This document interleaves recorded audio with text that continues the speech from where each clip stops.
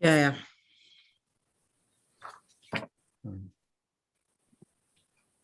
Okay.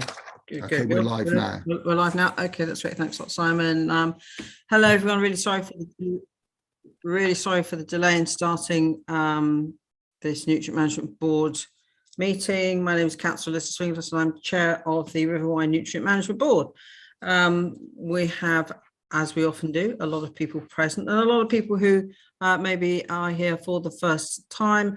So I'll just kind of quickly run through how this works. As we have got voting members and members of the board who have a right to speak. We have people who are present because they have an interest. Generally, they don't have a right to speak unless there's some specific chair discretionary invitation. We also tend to leave the chat on because it's a way of questions being asked and answered during the meeting. But I would be grateful if it's not used as a running commentary on the meeting.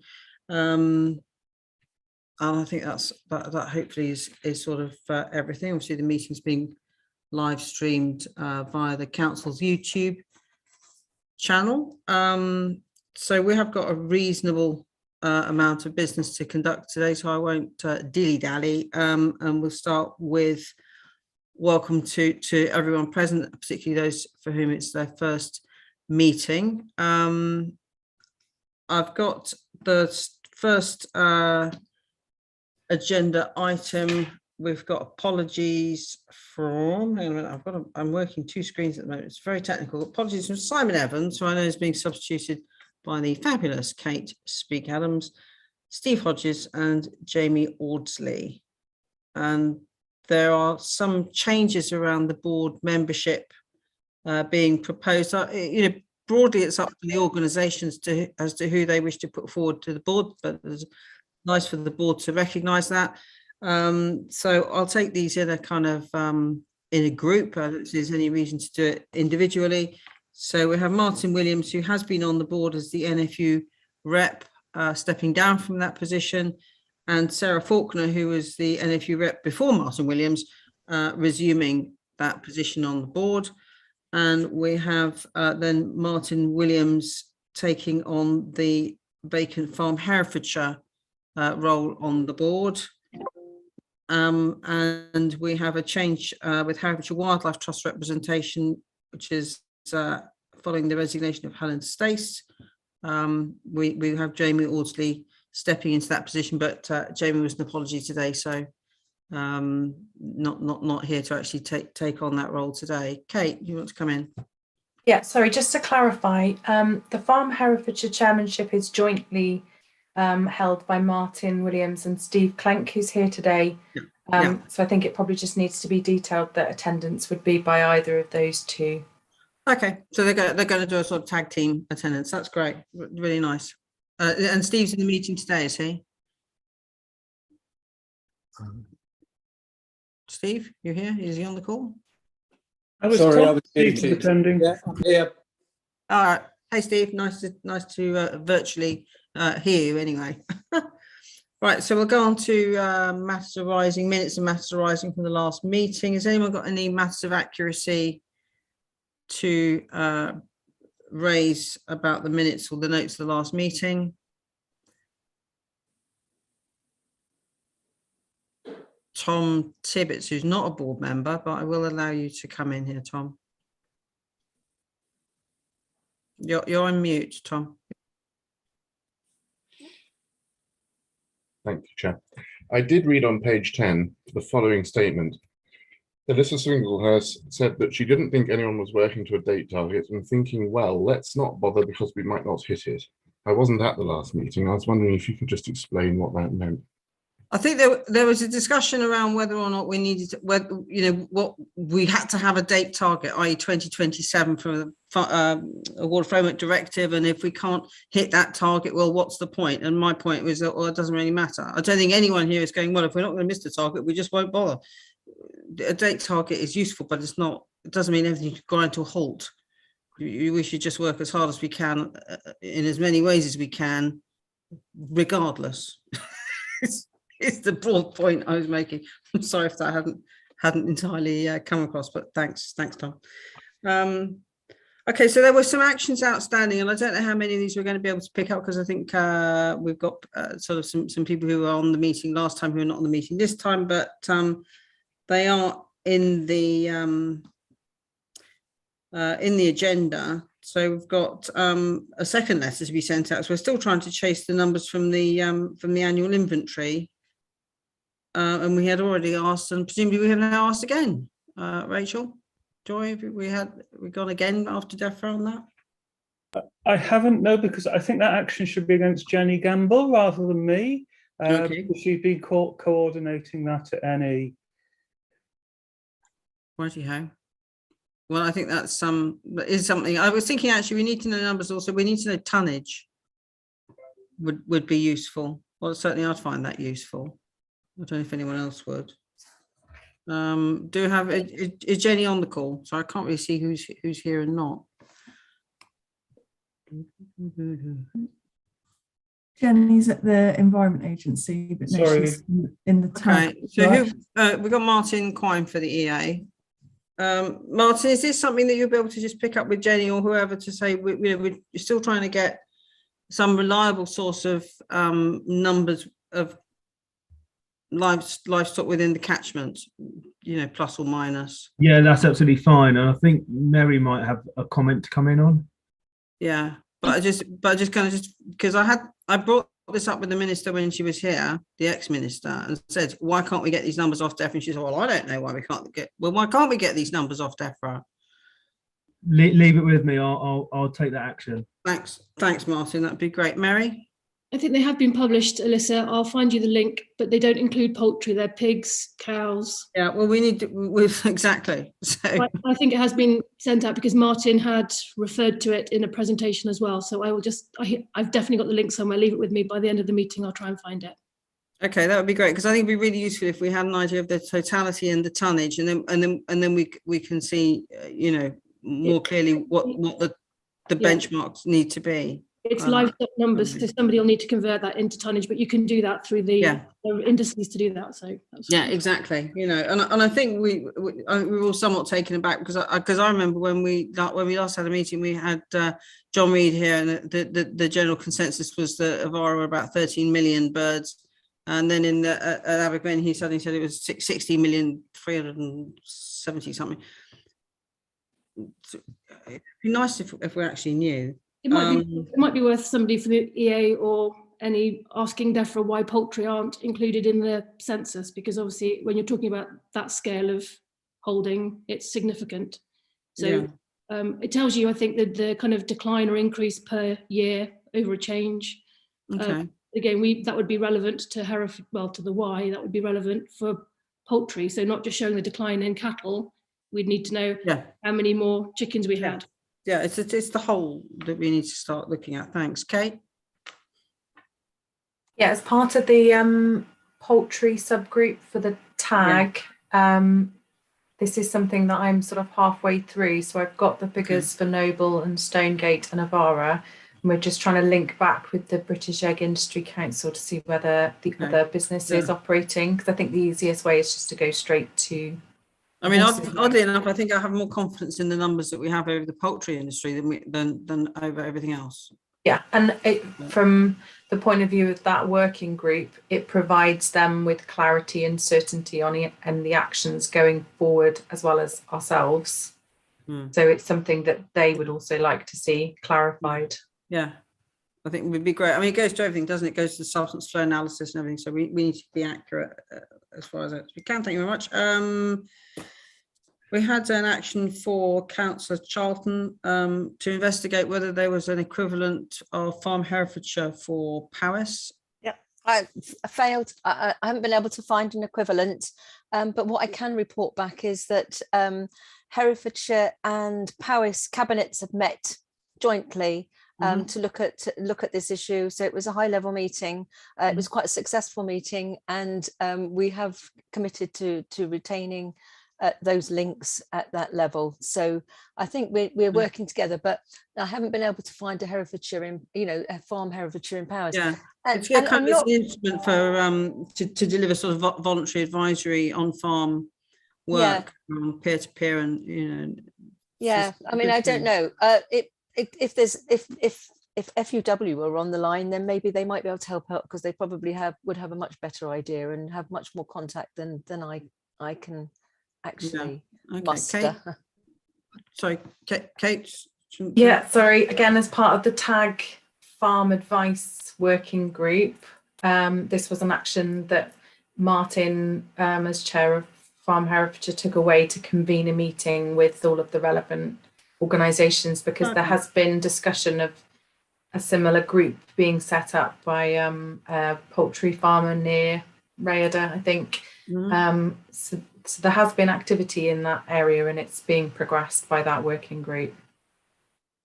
Brilliant. Okay, that's really good to know. The working groups are really hitting the ground running, which is great to hear. Captions from some. Yeah, I asked Grace for information relating to WEIF Project Tara, phosphate band in sediment. And I think we can just make sure that's on the evidence working group radar, unless you've got anything particularly that you can add to that at the moment, Martin. No, okay. Sorry. Yes, nothing to add. We did circulate the pre-briefing prior to this meeting today, which has got a lot of the updates on it. If anyone hasn't seen, it's available on the website too. Yeah, no, it's just sort of trying to capture. I mean, the thing is that if there's good work being done, and the nature of the board is that work can be done at one remove, but we need to always bring it back into the board and somehow quantify the benefit. And so, sometimes you get in an update and go, oh, okay, that sounds great. What's the benefit? No, that's fine. You always kind of loop it back into the board and the delivery of the plan, if at all possible. So that's great. Yeah, I asked for enforcement process to be mapped out. In other words, stage by stage, take us through what happens in the case of minor to severe, and what are the stumbling blocks and issues over that. And I think I would still be really interested in that. And again, it might be something to come up through the TAG, the regulation working group, the TAG, but otherwise, just directly to the board and a briefing note.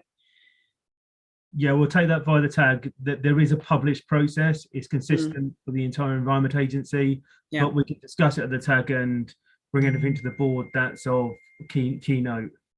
Okay, that's great. Thank you.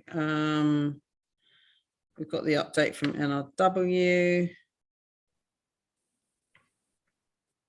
Does anyone know, did the ammonia information get added into the information from Natural England?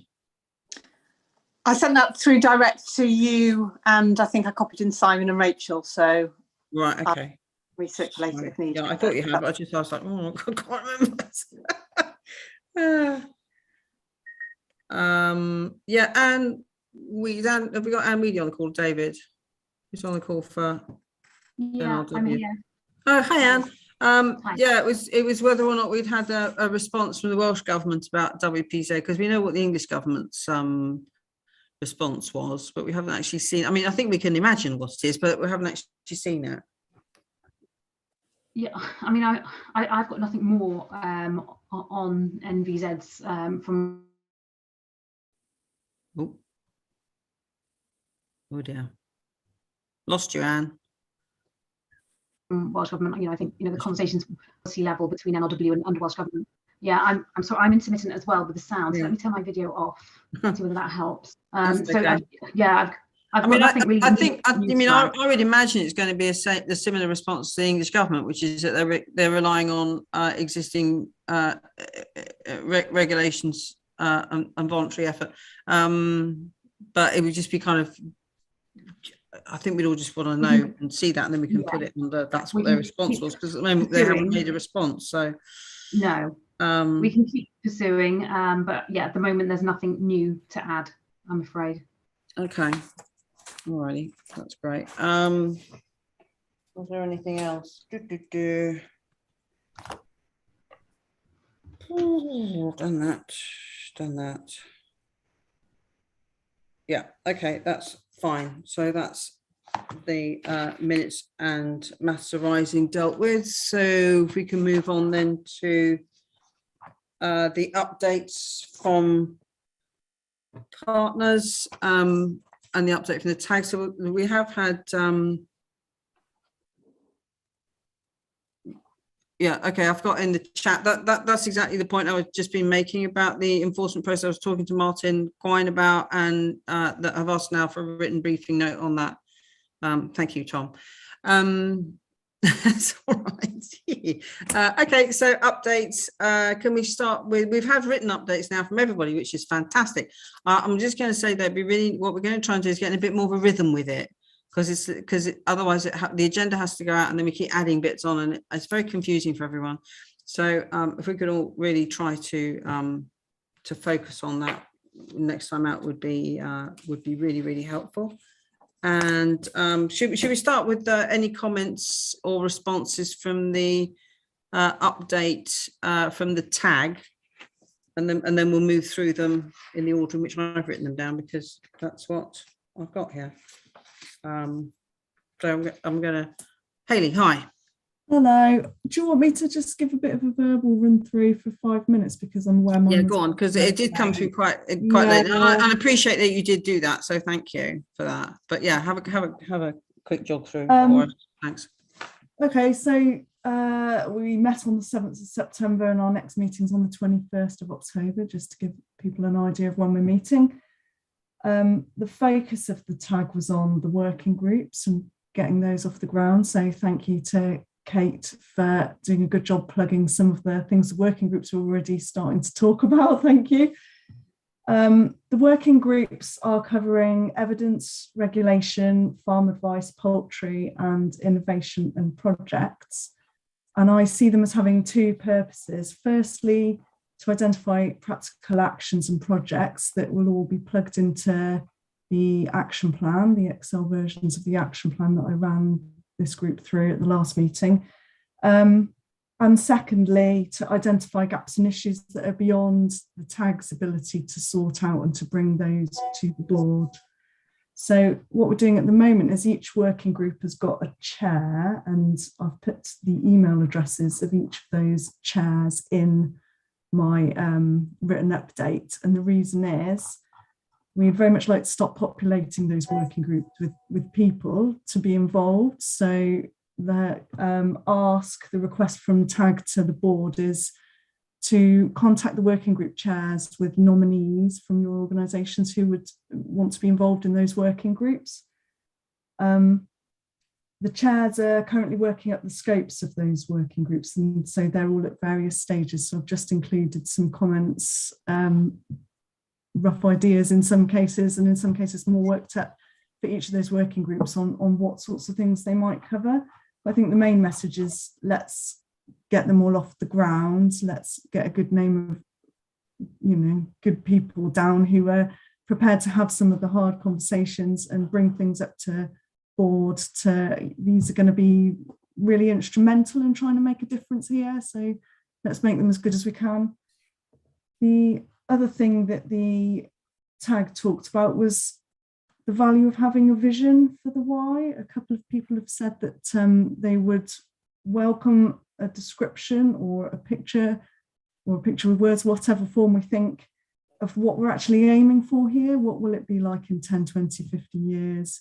What does favourable condition look like? Something that we can all get behind. So we've just started some initial conversations about how we might be able to make that happen. I'll stop talking, and I'm happy to. Thanks. Just what's the kind of envisaged size of the working groups? So how many people are you kind of looking to try and get on each group, and is it limited to members of the organisations on the board? No, I wouldn't think it was limited to just the board. It's whoever is going to be able to add value there. So the evidence working group is being chaired by the Environment Agency, and they've listed 1, 2, 3, 4, 5, 6, 7 sort of types of people that they would want to be involved. So organisations. And is that sitting across? Because the other thing is I'm becoming very, very aware of that we must be very careful always if we're looking at evidence regulatory, that we have a representation from either side of the border on everything that happens, or there's at least cited, because otherwise we're just going to kind of keep drifting and apart from, and then go, oh, you're doing that too. It would be better if we make sure that, so if we have EA, we also have NRW. Yeah. If that's possible. Thank you. Yeah, we're doing that. Yeah. Okay, great. Mary. Oh, she's frozen. Rachel. I'll go to Rachel because Mary seems to have frozen. Okay, thank you, Chair. I can see that there is some movement forward. I'm going to pick up on. Sorry, just Oh no, she's gone again. I'm going to pick up on two areas, if I may. One is around the vision. I think firstly, that is a complex area. The national position is very fluid and unclear in terms of policy at the moment, to say the least. And I'd probably not peer any further into the darkness that's around that. But that will anchor some of the choices that are available at a local level. And I think we need some clarity on that. The second thing is there's a legislation that's already in place or may be in place in the future. The third point would be around climate change, the heating of the river, the changing of flow rates, all of which point to a vision for the why being complex, and simply asking people what it looks like might lead to raised or dashed expectations. So I think it needs to be anchored in a piece of work that I've asked Claire Dennis to assist with, and I understand that Y and Usk are doing some work in this territory, but I think we need a proper policy paper to anchor that debate in. I'll shut up on that point. The other thing is around the work of the tag, and I think that's important. We have working groups now, some of whom will have governance arrangements in place. So I presume that Kate is reporting to her board on a funded project for that work stream. I'm reporting to a board on wetlands. I think that the work of the tag could probably be a little bit more light touch in those areas, because there will be governance systems in place to report. I think we need to clarify the governance systems for the other work streams. For example, what is the evidence group reporting into? Because we have a voluntary board here with a voluntary plan, and it needs to anchor into somewhere organisationally. When we've done that, I think there's a need for TAG to be clear on what the products are. Is it a business case they're producing? Is it a project proposal? Is it a piece of advice? Is it a project plan? What's the product? And then from there, we can be clear about what the outputs are. What are we expecting to see? So on wetlands, we're expecting to see offset, and we're expecting to see outcomes in terms of house building being able to move forward. So I think that piece of work really does need to take place and move forward to help with the tag. So light touch on areas where there's strong governance already, clarifying the governance on other areas will allow the board, the tag to focus in on a lot of the gaps that we have at the moment, because tag resource, I'm conscious, is incredibly tight given the enormity of what we face. Thanks, Chair.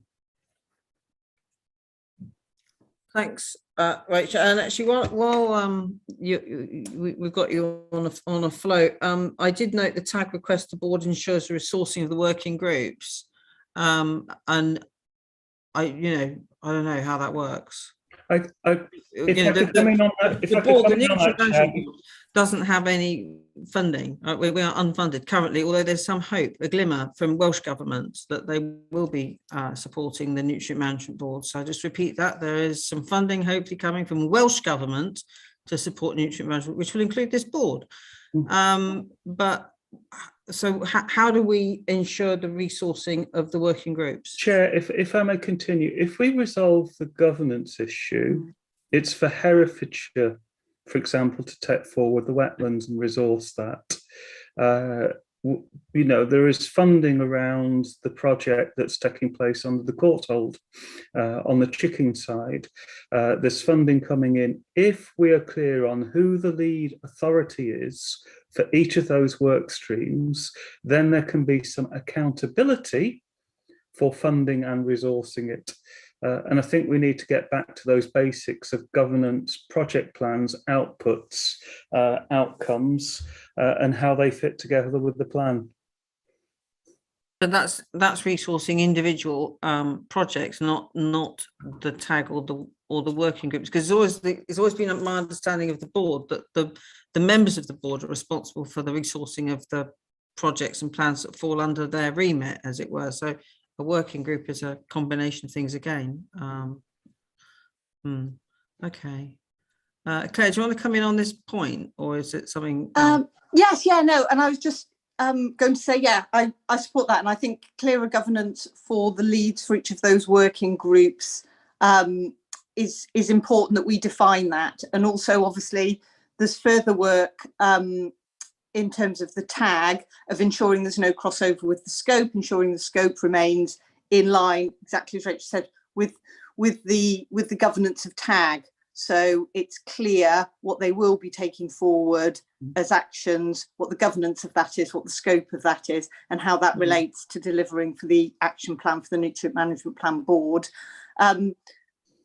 Obviously, this board then has overall oversight for ensuring that that action plan is delivering against the nutrient management plan, which is obviously working towards favourable conservation status for the river. So I think I really agree with Rachel. It's really important to get that governance clear and defined, and I think that should be a key action from today's board to ensure we get that in place. So not just the membership of the tag working groups, but the clear governance, the lead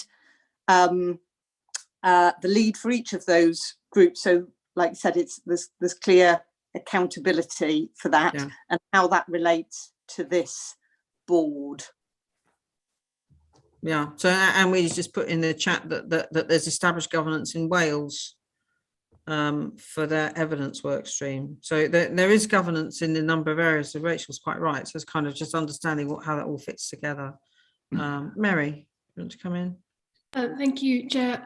Just to echo those points as well, but to kind of, as an observation, to ask that actions are part of the working group. So I can see that they've been formed and they've got kind of a thrust, but some of them are more action-based than others. But the tag should be bringing to the board a list of actions that are quantified and assessed and time-framed, if you like. And then the funding, you know, some of them are going to be way beyond reasonable funding, but others won't.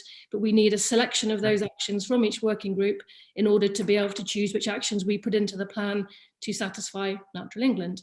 And my other observation is that, I've forgotten, no I haven't, there's probably a little bit of lack of independent technical specialism for nutrients. So lots of these groups are really kind of knowledgeable people, but I would like to see independent mathematics put behind the actions so that we as a board then can say that action functions better than that, or that one's more dramatic, but it covers so many more things than 24 of the other actions.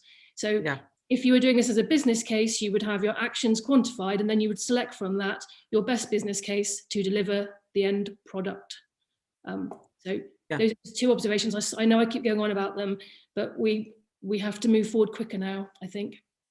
Yeah, no, I think point well made and absolutely taken. My feeling about the one or two things. I think with the evidence working group, there wasn't a specific mention of the total phosphate conundrum, and I think that we do need to mine that out as evidence. I know there's work ongoing, so it's not a new thought, but I just want to make sure that's kind of in the mix there. And I was really pleased to see the reference to citizen science coming in the evidence group. Regulations that we're having a discussion about that a bit later on in this meeting, so there may be something that comes out of the discussion today that will kind of loop back into the working group looking at regulations, hopefully. Forgot one other thing, sorry, Chair, just to say that there was no category for private projects, and with all the best will in the world, you guys are going to have funding issues for lots of your kind of more municipal projects, but the private sector can deliver, and everybody's kind of expressed an interest in private delivery projects. And I think we all acknowledge we need them, and yet not one of those working groups focuses on private delivery projects unless they're on a farm which the funding is expected to be given to the farm. Well, I'm talking about private delivery that comes from private finance due to the point of desperation that we find ourselves in. Would that sit potentially within innovation? I thought it was going to, yeah, but then it's kind of been framed to be very much council-led, but that's fine, but you need to have both streams, and I think one of them is going to be a lot more dynamic than the other. So I would think that would be the best place, but if you want a separate category for it, that's for Hayley to look at, really. Yeah, Hayley, could you take that back to the tag? I would say, can we put It is in the innovation stream, Chair. It is in the innovation stream. Yeah. Okay, good. Thank you. Thanks, Rachel. Rachel knows everything. Thank you. Yeah, and farm advice. I like the idea of a whole Y approach. That seems very sensible. Particularly if we look at it as a catchment based. Looking at all the tribs as well. Hayley? I was just going to mention that going back a little bit, quantifying phosphate and making decisions between actions and things like that is part of the role of the evidence group.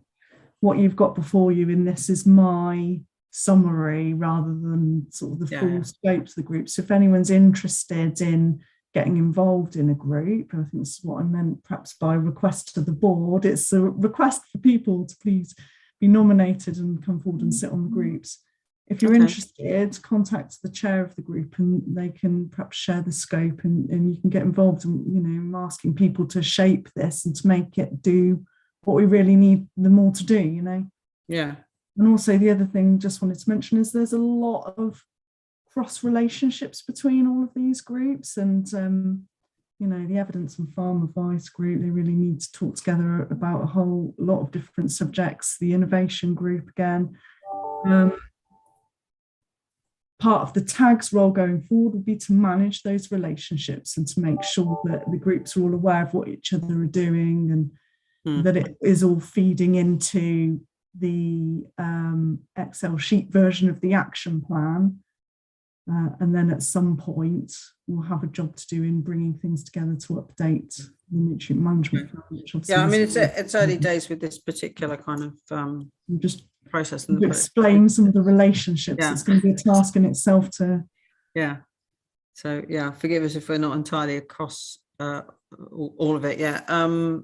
And then I was going to say the poultry group seemed to be, there's a lot of activity there, which is good to see. I said it was ongoing.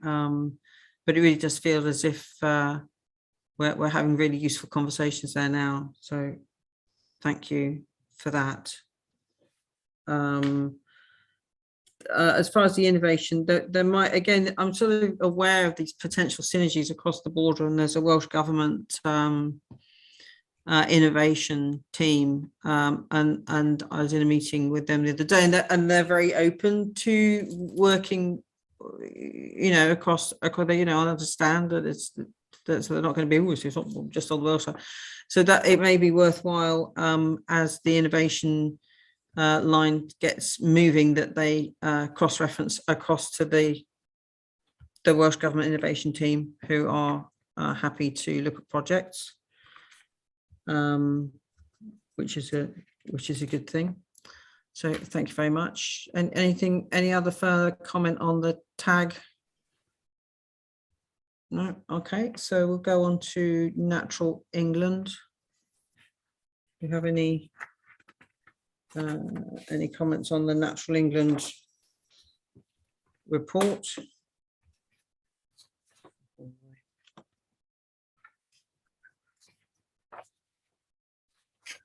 I've got slightly out of order with the work.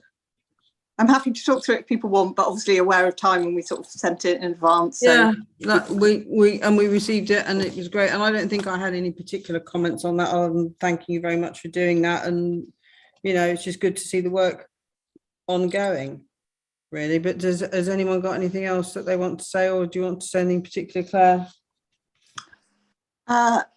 No.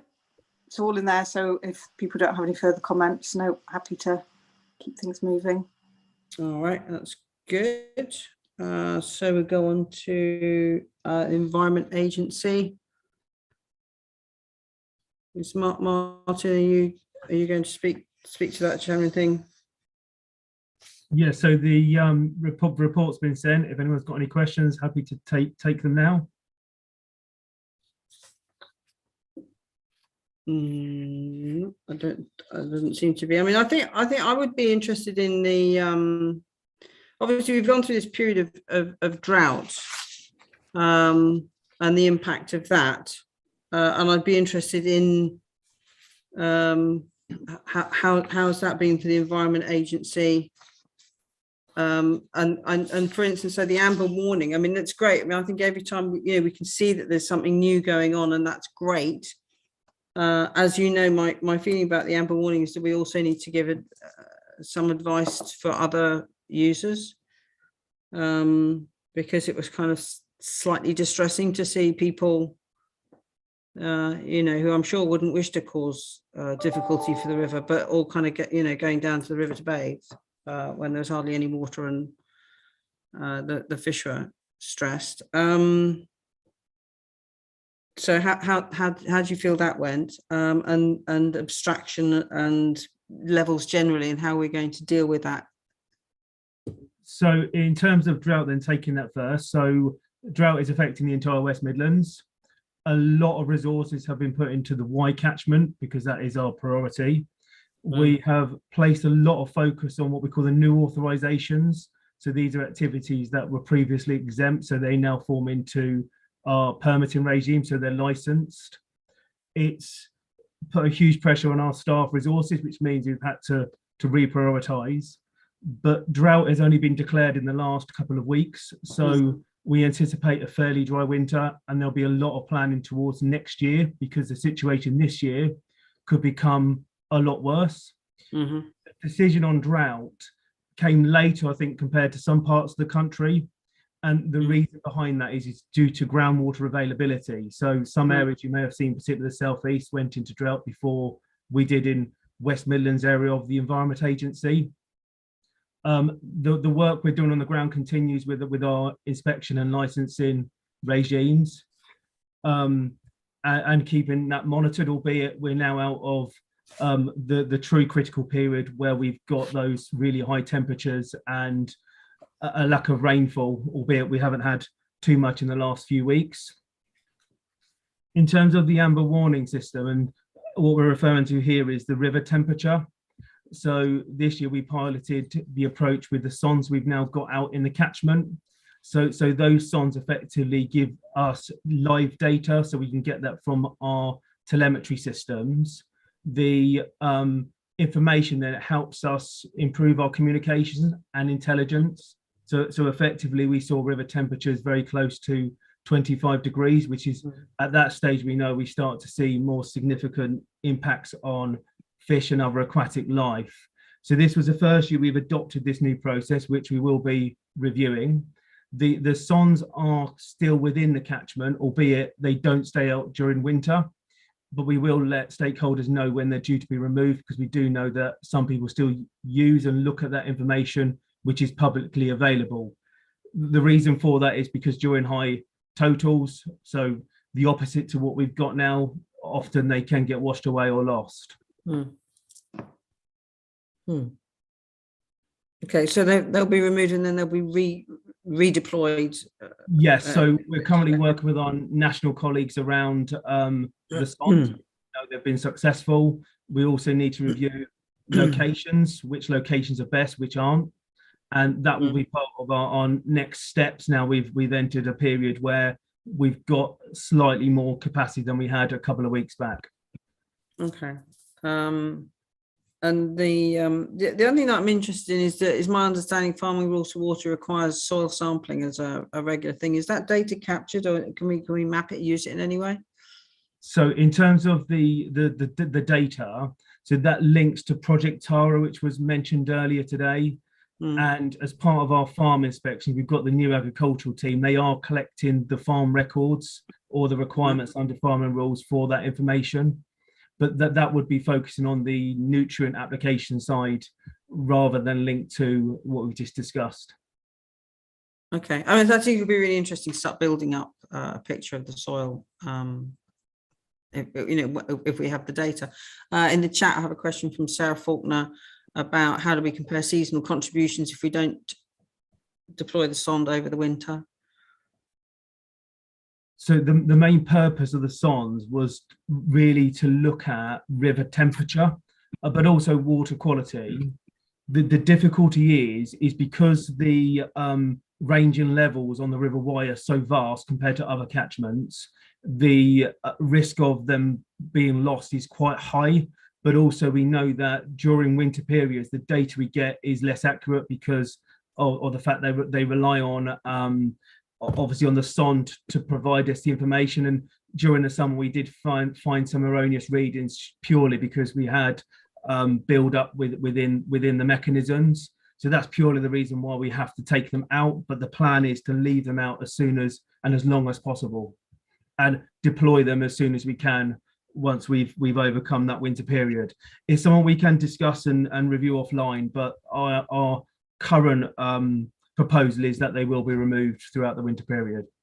Okay, thanks, Martin. Kate? Hi, Martin.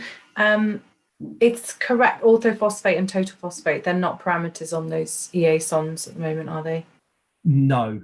No. So we're really looking at the more water quality, temperature, pH, those type of figures. And can I just clarify, because I think this was raised at the TAG meeting, it's not clear from the report. How many, do you know whether any of the sites visited by the EA officers have been to under threshold IPPC poultry units? Because my understanding is that none of them, they were all to either IPPC or non-poultry units so far. In terms of our agricultural work, yeah, so we wouldn't visit any poultry unit under 40,000 birds because that's outside of the Environment Agency's remit. Is that what you're referring to? Yeah. Yeah, Okay. so the answer would be no, because they fall outside of our permitting in regime.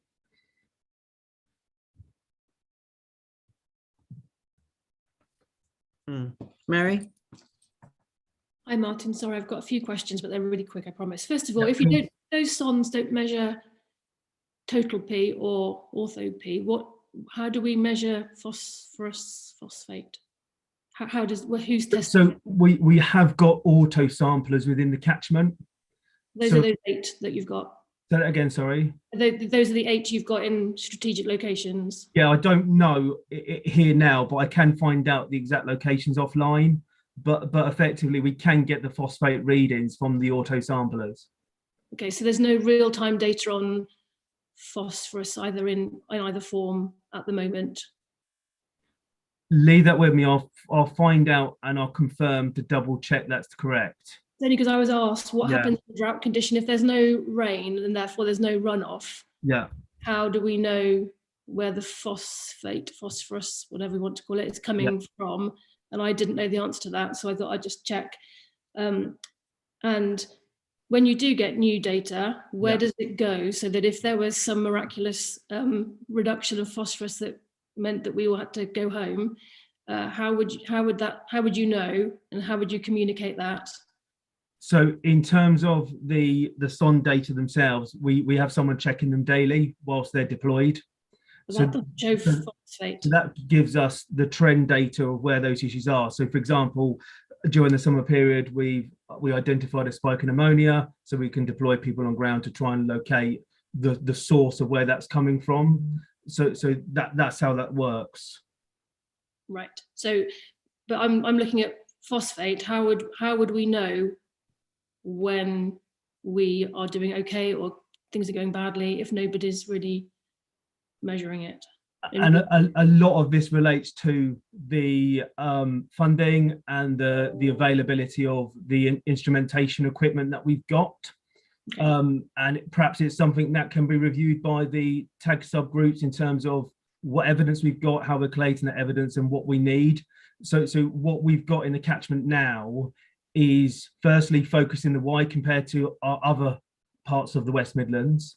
but also it's the best we've got at this point in time.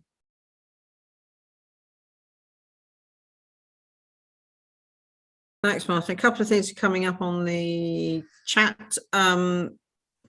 If you don't look at 40,000 bird sheds, who does? Or the under 40,000 bird sheds, and presumably somebody's got to look at some point. Is it part of the normal farm inspection regime, or?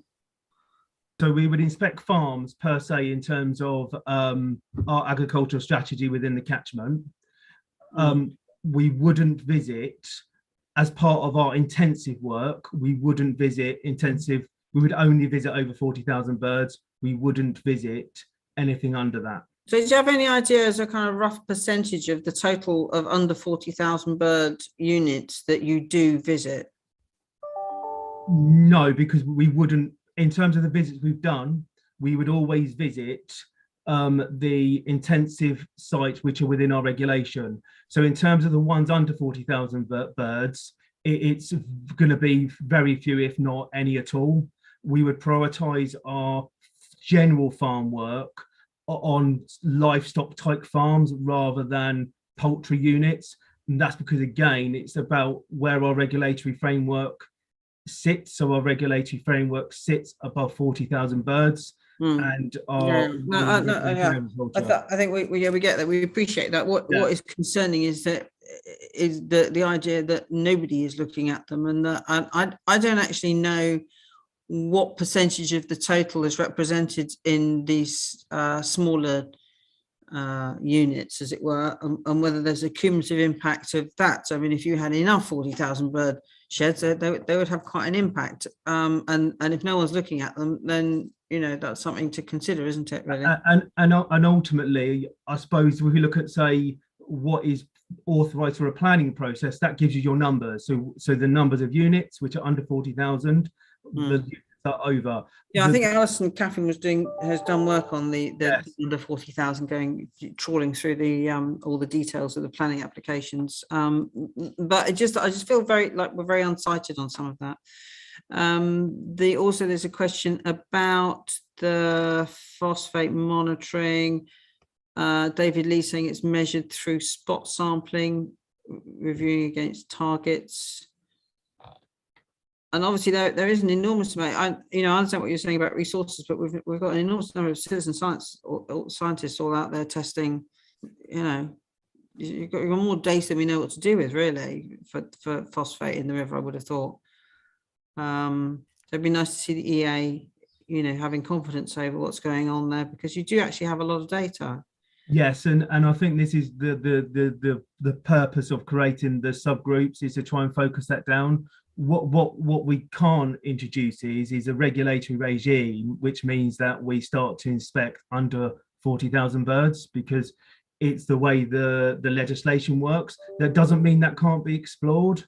So I suggest we probably take it to the subgroup to review. But at this stage, our focus is very much on the intensive sites which fall within the Environment Agency's regulation, and your non-intensive farm work where we're looking at nutrient application, slurry stores, etc. Yeah. Okay. And the other thing is, when we're looking, we started talking about soil testing. There's a question from James Marsden about the measuring models of surplus P and annual P accumulation in soil.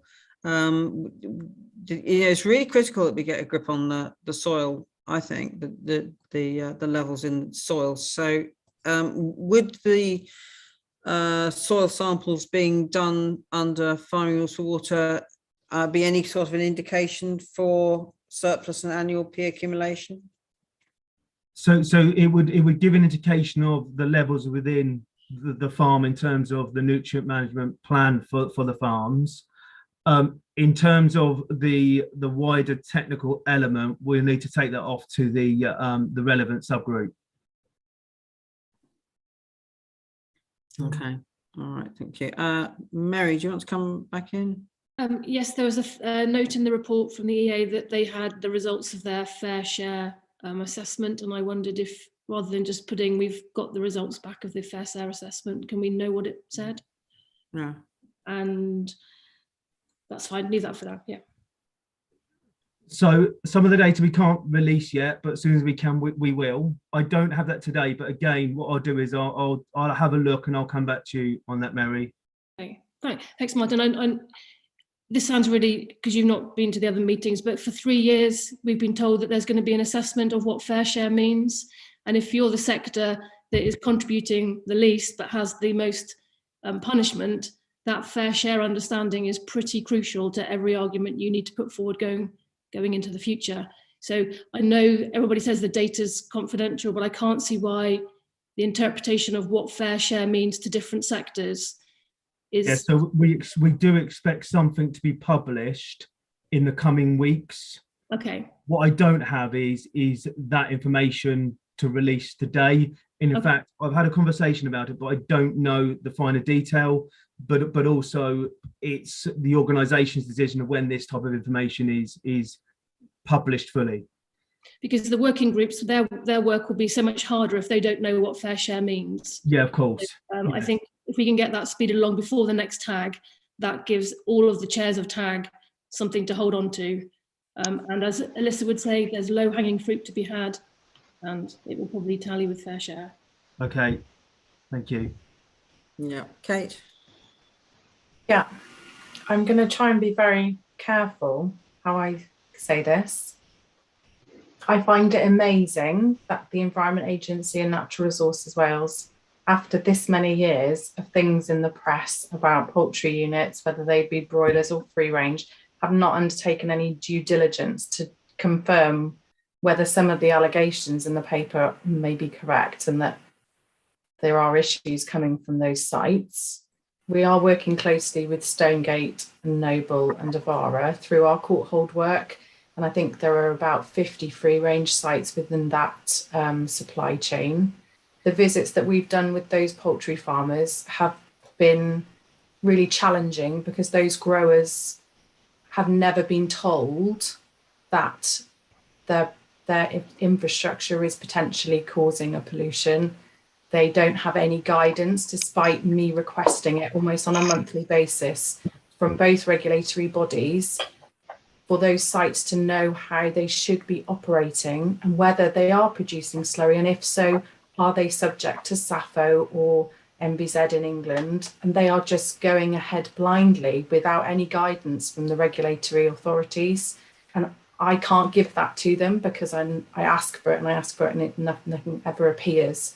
So they aren't able to then invest and improve their infrastructure because they don't know how to comply with any of the issues they're faced with. And it goes round and round in circles where if there are issues on sites, there's no guidance, so they can't then comply with it.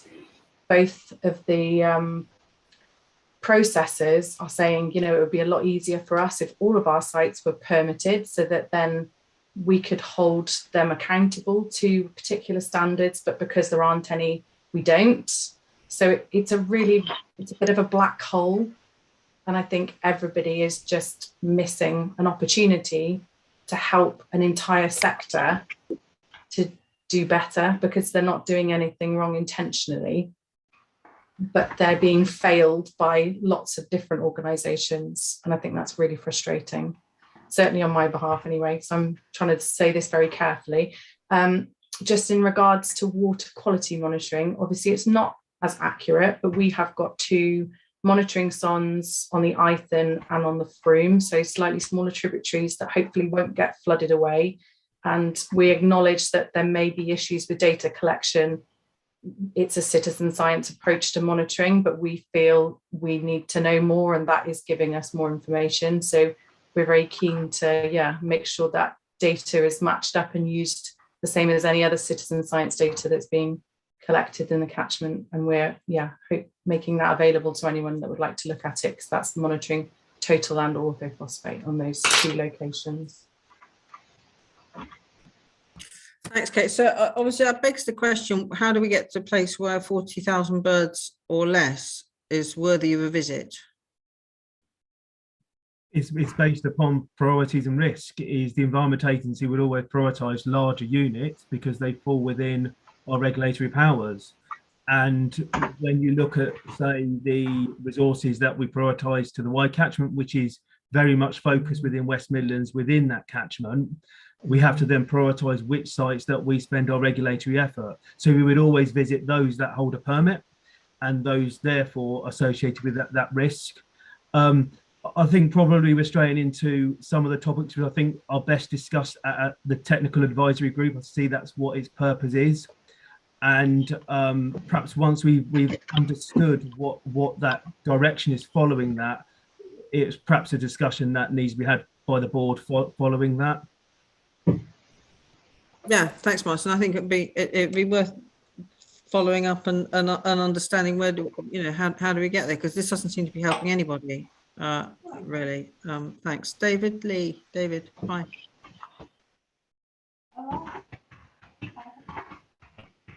Can't hear you, David. No, still can't hear you. Oh, hang on. Oh, hello. All technology. Try again, David. Earlier. Oh, you're breaking up a bit. Yeah. All right. Yeah. Okay. Yeah. So I'm going to be careful what I say as well, clearly with Anne being on the line. There's so much information on Welsh Government websites, on our websites, on everybody's websites about SAFO and COGAP, Code of Good Agricultural Practice, that I think, sometimes the ball is very much in farmers' courts for how they comply with the law. My personal view is that we send out loads of permits to people, and I don't think half of them read them. So that's just a personal view. Secondly, on these small units, we spend an awful lot of time commenting to Powys Council as the planning authority. And one of the comments that we make is that all infrastructure should comply with silage slurry and fuel oil regs, or the new regs in Wales that I think I put a link to that have been launched today officially. So, there are things that we tell farmers that they need to comply with. So if they're not complying with them, it's not necessarily anyone's fault on this line. It's something we do need to tackle. Now, to go back another step, what we've done is we've looked at our data for phosphate across the catchment, and we've said we've got a real issue around the slum.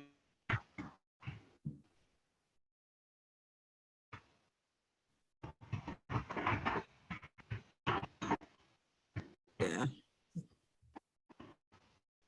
Oh, it's just getting really good as well. What's the real issue with? Ooh, so close. What a cliffhanger. Well, yeah. David, are you back with us? No, I think he seems to be frozen out. Okay, hopefully we'll come back. Meanwhile, we'll go with Councillor Phelps, Forester Dean. Hello. Hi. I used to inspect this intensive pig and poultry in when I worked, but so I wouldn't defend the Environment Agency in so much as the threshold of 40k. But let's not forget, most of the pollutants are exported and put on land, so it's not a point source from the sites. I mean, I guess you get that, but I don't think we should be too hung up on inspecting the smaller units, because we know where it's coming from. It's all leaching off the land. So it's the only point I wanted to make. No, it's a good point and well made. Thanks very much. David's still frozen. Rachel. Chair, yeah, I think as a board, we're responsible for challenging ourselves and for going further. Enforcement is a plan and a project about a place.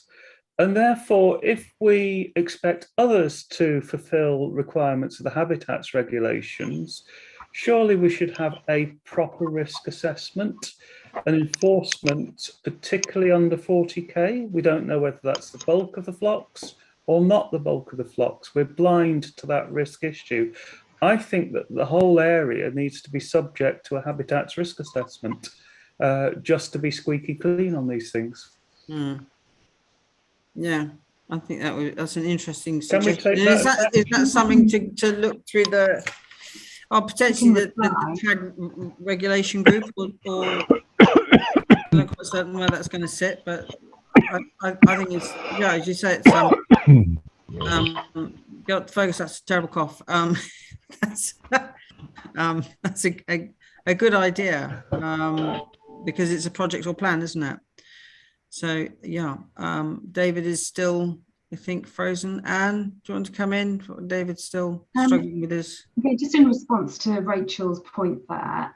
So any intensive poultry unit, whether more than or less than the 40,000 threshold, will require planning permission, and that planning permission process will in itself require an HRA.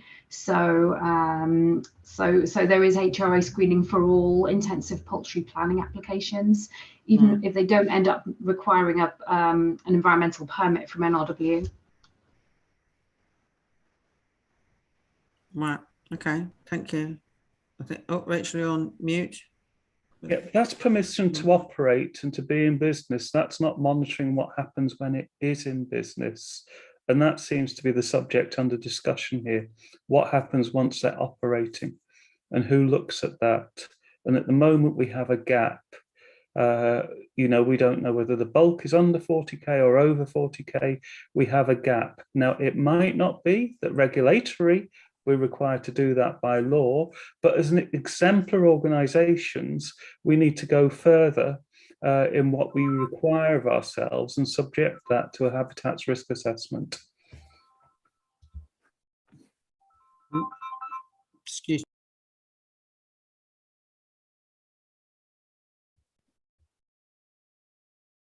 Yes, sorry about that. David still. Yeah, no, well, come back in when you can get back on the call, David, if you can hear me. Right, okay, have we got anything else on the EA for now? No, right, okay, brilliant. So we've had also a report from NRW, which I thought was really, really good. And again, I'm just going to touch on the kind of importance of you know, that we keep both sides of the, you know, the Great Divide equally engaged and involved. Really interested in the catchment work, particularly obviously the mono and the trothy. I'm just going to flag up that it would be worth opening a dialogue with the Mono Rivers Association, because they're already quite all over the invasive species. So just to make sure that you're not duplicating there, and also be worth talking to the angling groups, because they kind of know where there's balsam or knotweed or, you know, crayfish, and there's mink projects running there already and stuff. So I think it just kind of, we could join up with them usefully. And very, very sad, obviously, see the report of the 40 dead salmon in the lower reaches. I haven't seen a number for the EA for above there. So if the EA has that number, I'd be interested in it. But that's a total over a period of time, not a single event. So that's over the entire summer due to low flows and high temperatures. Yeah, very, very, very sad. Could you please keep the board updated with the ITHON incident that you refer to, and as we've done previously with these things. I'm very intrigued by the restoration project, and how is that going to work with the phosphate action plan, nutrient management plan? How does it fit in? Yeah, so it's early days. This is at the planning stages at the moment. So we are making sure that the people that are developing those projects, or that project, are speaking to me in ops, who's involved and linked in with the tag and this group, as well as with the Sac Rivers project. So this is about the whole health of the river, not solely focusing on phosphates. It's about increasing the resilience of the river as a whole, which makes it better able to deal with the pressures that it's under from the likes of phosphates and low flows and high temperatures. So it's more of a holistic approach. I'm hoping very soon that I'll be able to sort of come and give you a lot more information. It's quite a large project over a number of years. It's substantial in its funding. So if we get it confirmed, so I've said as much as I can say probably at the moment, and I'm hoping very much to be able to bring you a bit more once we've got some concerts, you know, some things finalised. Okay, brilliant. It certainly sounds like an exciting development, and it feels like it should key in well. So probably kind of early efforts to make sure that And again, it I blends with think, ongoing activity would be good. you know, the engagement with the Welsh ministers and the First Minister has probably helped us with a lot of these. Yeah, very good to see. Really good to see. So I got to say, I was at the what I call SACROG, another fabulous acronym, SAC Rivers Oversight Group. And yeah, there's real energy around that and determination, and I think the fact that it's being supported by Welsh Government is all the difference there. But it was really brought home to me how important it is that we get completely in step as far as possible, given that, you know, there are differences, but as far as possible, that we're not sort of constantly, you know, reinventing the wheel or stepping on each other's toes over things. Everything from sort of governance to action on the ground is going to be affected. So yeah, really good to see what you're doing there. And again, so I know that you were doing a permit review, which is great, but I'm not. Have we got a parallel action on the EA side? So it'd be nice if we kind of felt that everything's happening in parallel. And again, your sons, are they coming back in after removal? Are they coming and going, or just going? So ours are not on telemetry, so we're not getting the live feed like they are getting from the EA. So they are, I think they're out for 8 weeks, and then we'll swap them over, bring them in, download the data, put new ones out. Okay. All right. So they kind of rotate in and out. Yeah, okay. Yeah, we're hoping that we'll be able to keep them out. You know, that we've selected some sites that will hopefully withstand the high flows that we are likely to get in the summer. But you know, the whole of Wales is currently in drought. That's the other thing. You know, it's still in drought. Yeah. I saw some photographs of the Elan Reservoir, and it's shocking. You know, it is shocking. It is quite shocking. So I think, you know, on the back of what Martin said, I think, you know, we are expecting a drier than average winter, and I think next year is going to be very, very challenging when it comes to water quantity. That's a fairly terrifying thought, isn't it? Yeah, I think also that I did take the point about if swans are never in the water during peak flow or, you know, sort of high flow events, then we're not going to get a really good picture of the way in which the river responds to you know, greater dilution, but also you know, higher levels of input potentially. So yeah, that's really useful. When will that data be available? So I think they're coming to the point where they'll do the first changeover. So they'll get the data downloaded, then they'll have to do a bit of analysis on the data to make it make some sense. And I think the intention is to then host that data on some publicly available platform, which I know our ICT guys are busily trying to build and set up. So that's the intent. So we'll do our utmost, and you know, the guy that we've got now leading on the evidence subgroup of the tag is very much involved in this work, and he's also leading on the evidence work stream of our SAC Rivers project. So there is some common ground there, which I'm sure we will benefit from. Okay, great, thank you. Has anyone got any other questions or anything for NRW? No, we're all okay. Good. I don't know, has David got back on the call? Because he put it in the chat he was back on the call, but I can't see him if he wants to come back in or not. Yes, no, I'm here. I am here. Oh, there you are. I'm okay. I don't need to come back in. I was just going to Right. say it might be worth us talking with EA about EA. I think I've got a live monitoring or data site, so it might be worth us talking with, if we're not already talking with EA, about sharing our SON data with them. So the whole amount or whole data set from the SONs is available for the members of the public to view. I'll ask the question of the SAT project, because the more data we can share, the better. That sounds fabulous. What a good idea. Thanks, David. Right, good. And then Rachel, her Herefordshire Council, anything that you want to particularly add to your? I think there's just one thing to mention, Chair, if I may. We are beginning to take an early look at the why and what might be needed for mitigation on the why in the event that we have to move to tighter measures. I'm in discussions with Fergus over that. I think I want to flag that we'll need some specific help from the Environment Agency over targets and obligations that are upcoming, which will help us to rapidly identify where the opportunities are on the why, so that we can continue to develop our contingency plans. That's all I wanted to say on that, Chair. Thank you. Unless there are any questions on the rest of the report. Thanks very much. Yeah, so I'm just going to start by saying congratulations on Luston and looking forward to Titley and Tarrington. And I thought it was appropriate to acknowledge the grant from DLUC, some of which is supporting the proposed Cabinet Commission.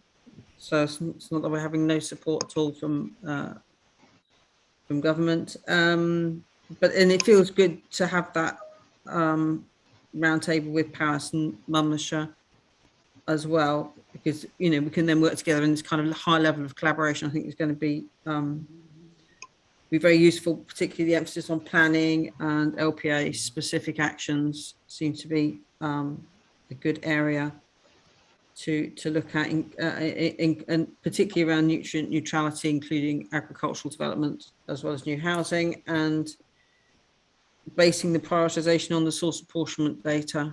So all of that, I thought, good. That sounds really good to me. So I'm just going to flag a slight danger over the, and I know we have discussed this, whether we dovetail or overlap with the Nutrient Management Board, and draw the board's attention to the terms of reference of the Cabinet Commission, which includes writing of a plan for the Nutrient Management Board to deliver, as well as changes to the governance in terms of reference of the board. I'm not quite certain how that entirely would work, which I think you know. And on top of that, we've also got, as I was in the SACROG meeting yesterday, and the Welsh Government are developing governance arrangements in terms of reference for all the nutrient management boards, of which we are one, kind of.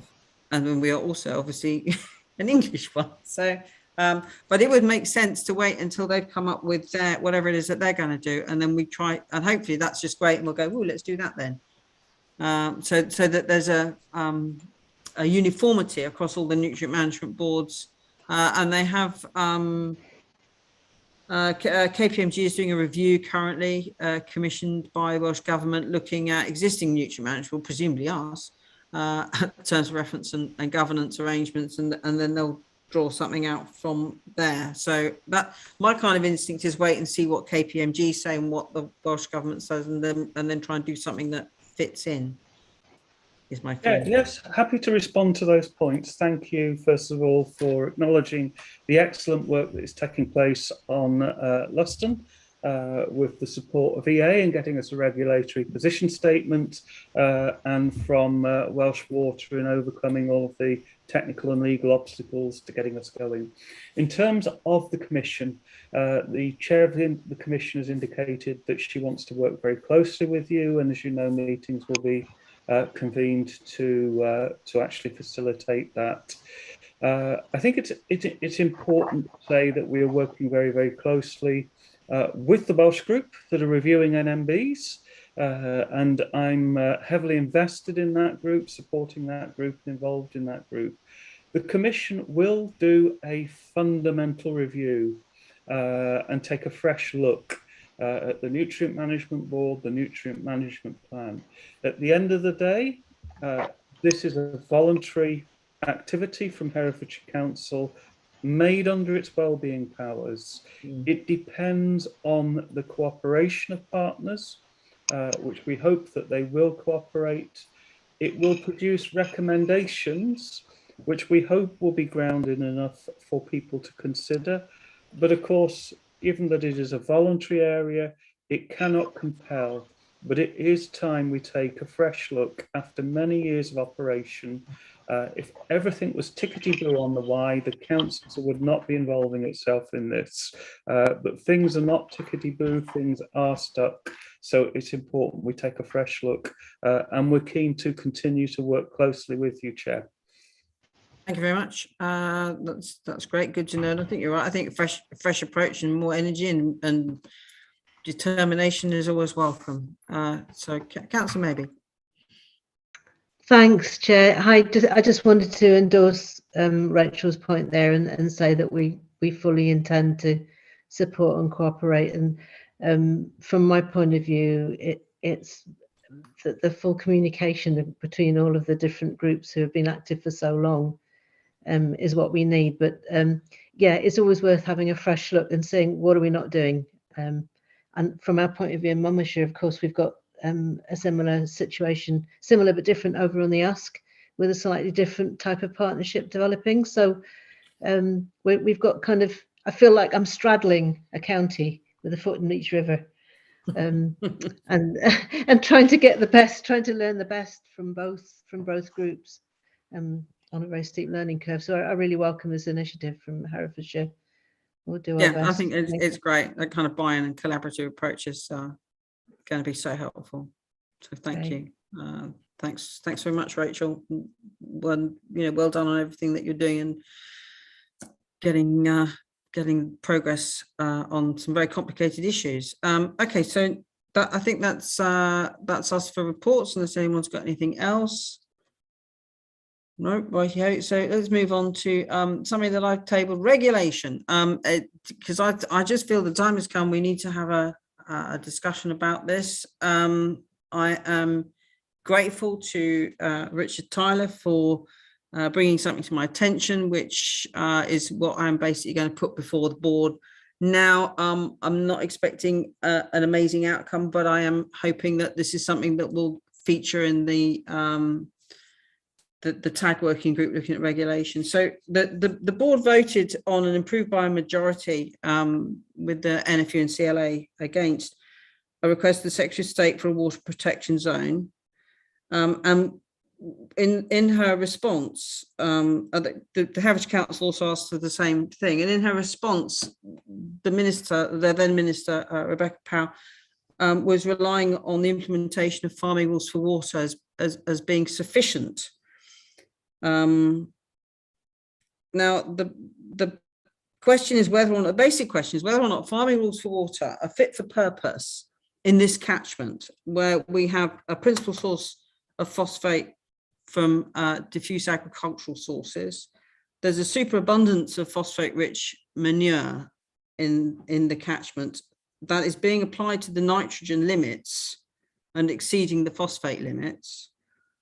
The current situation being made, I think, somewhat worse by the cost in bag fertilizer going up because of the war, and the problem of poor water leaching or legacy phosphate, which doesn't seem to me to be addressed by farming rules for water either.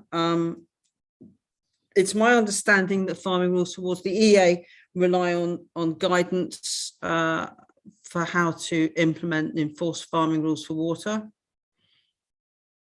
And the UK government guidelines includes an instruction to the EA not to prosecute unless all the voluntary and advisory measures have been exhausted. And at 2.2, there's a concept of reasonably practicable avoidance of excess phosphate application. And this is the point that Richard Tyler kind of teased out in an email exchange with the Environment Agency, because obviously it begs the question of what happens if you are spreading a manure like poultry manure, which is rich in phosphate, and how does that work? How is it reasonably practicable to separate the phosphate from the nitrate in a manure where these things are combined?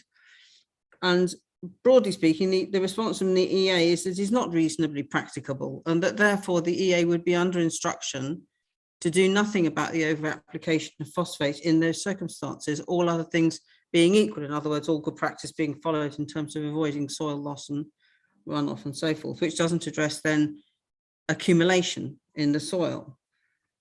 And on top of that, there's very clear guidance that the EA is to prioritise giving advice and guidance before taking enforcement action. So I can understand why, if you look at the numbers, since the introduction of farming rules for water, rate of violations has increased to 391 recorded breaches in the last financial year, 21-22. And over the last 2 years, there's been a total of 2,053 inspections, 497 violations, and not one single prosecution or fine. I can see how we get to that place because it's very difficult. I think it is my view that potentially that the farming rules water are disabled by the guidelines that put that. Now, the difficulty is that if we cannot control the spreading of phosphate, then we are left with only one alternative, which is to remove it as a potential material for spreading. In other words, to strangle the supply, which is very unfair on those farmers who are calibrating and spreading absolutely within both phosphate and nitrate limits. So that's my question. Are these regulations fit for purpose? And I'm also perfectly comfortable that we should consider this on both sides with the Welsh regulations. And are they, how effective are they going to be for the specific issues that we have for this river?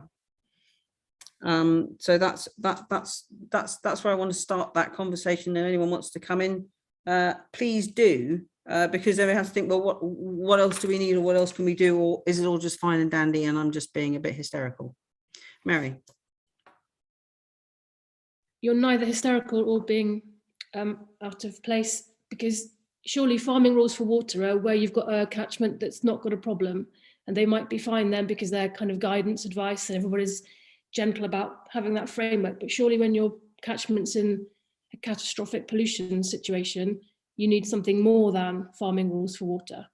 And although I agree with you, it's unfair to the people that don't do anything wrong. Water protection zone is also unfair to people that aren't doing anything wrong. And a moratorium is unfair to people that aren't doing anything wrong. So we've run out of kind of fair solutions. And none of the things that I can see being talked about are dramatic enough to get us back into the point where we could rely back on farming rules for water. Don't get me started on the fact that if you tell people, we've got a rule, but we're very, very unlikely to regulate it or enforce it, and then expect people to read that rule and apply that rule. It doesn't make sense. So I agree with you. It's not enough. And if it was enough, we wouldn't have pollution.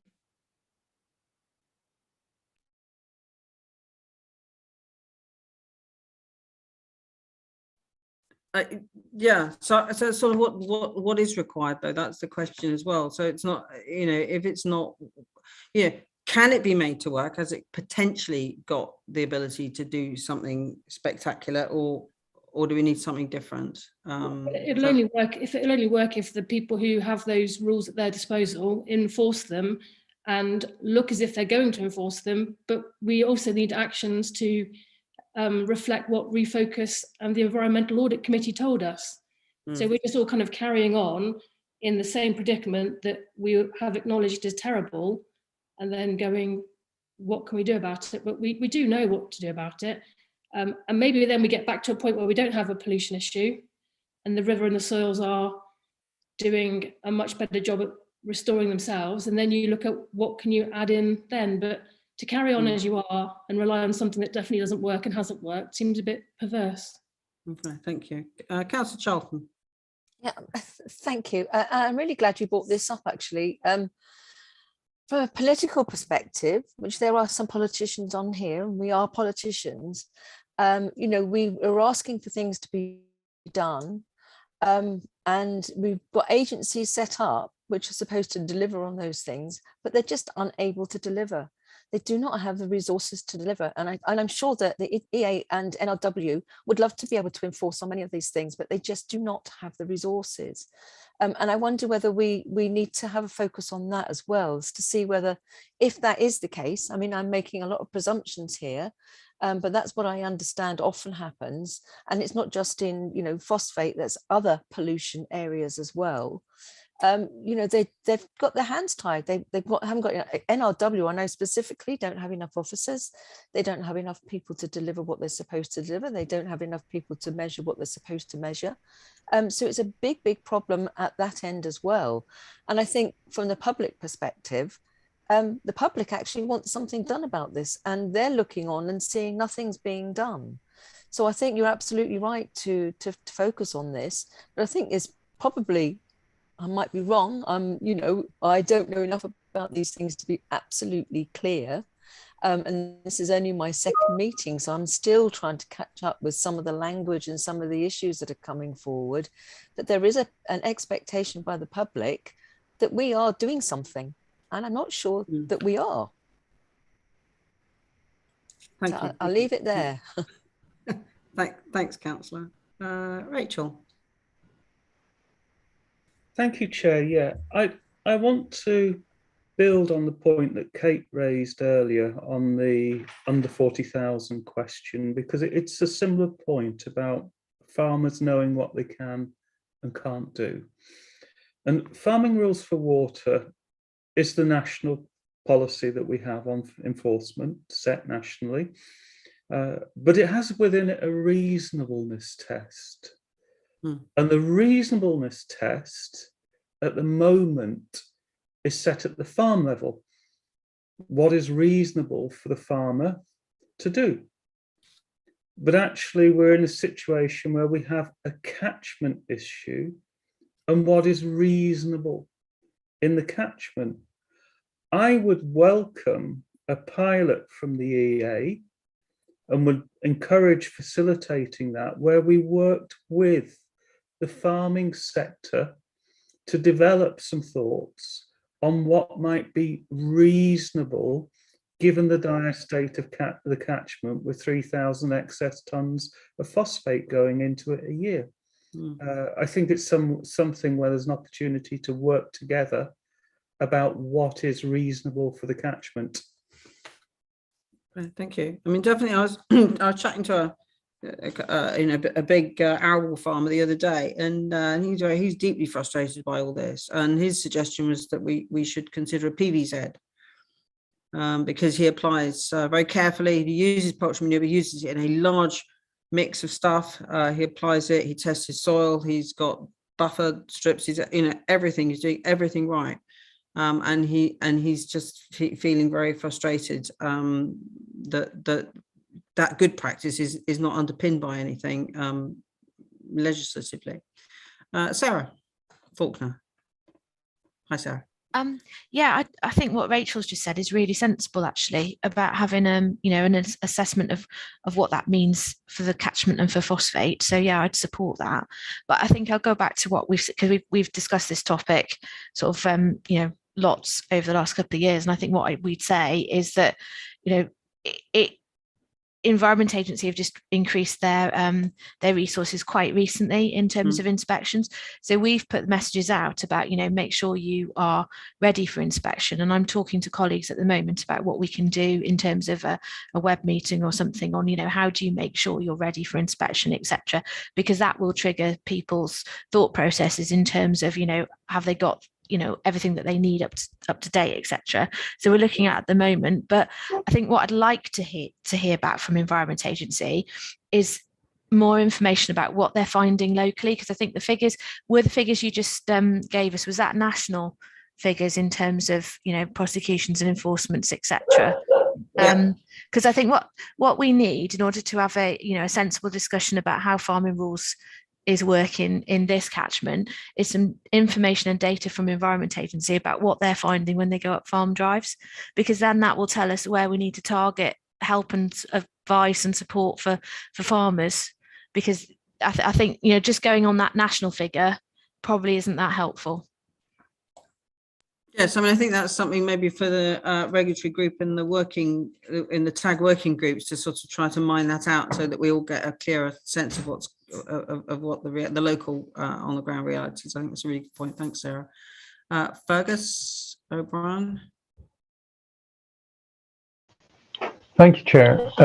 Just simple, well, a point from me. As you would have heard in that meeting with Welsh Government, we're trying to develop some thought pieces on catchment management and catchment permitting in Wales, and also looking at the options for nutrient offsetting and larger programs of doing that.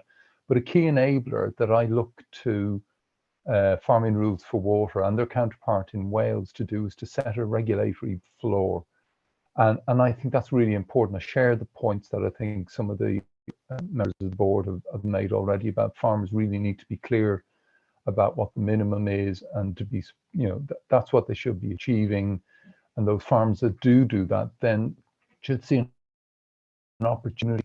If, we, as I said before, we're happy if we can deliver better, more sustainable, longer term improvements by investing with landowners and land managers rather than farmers, rather than end of pipe solutions that don't add much more value than just simply on water quality itself. We're very happy to do that. So regulatory floor is the key thing that we look for when we're looking at these rules. Their counterparts are coming in. Yeah. There is the pollution from agriculture regs, but the equivalent replacement for CAP, or the replacement for ELMS, is currently under discussion, should be coming in, we believe, this year in Wales. There will be a separate section on the sort of regulatory floor that has been included, but that regulatory floor is now being developed as a separate piece of legislation later than the rest of it. So that's the kind of general timing on that. I think Welsh Government, there is material out there at the moment on, there was a consultation or a sort of response explaining what that replacement for CAP would be in Wales.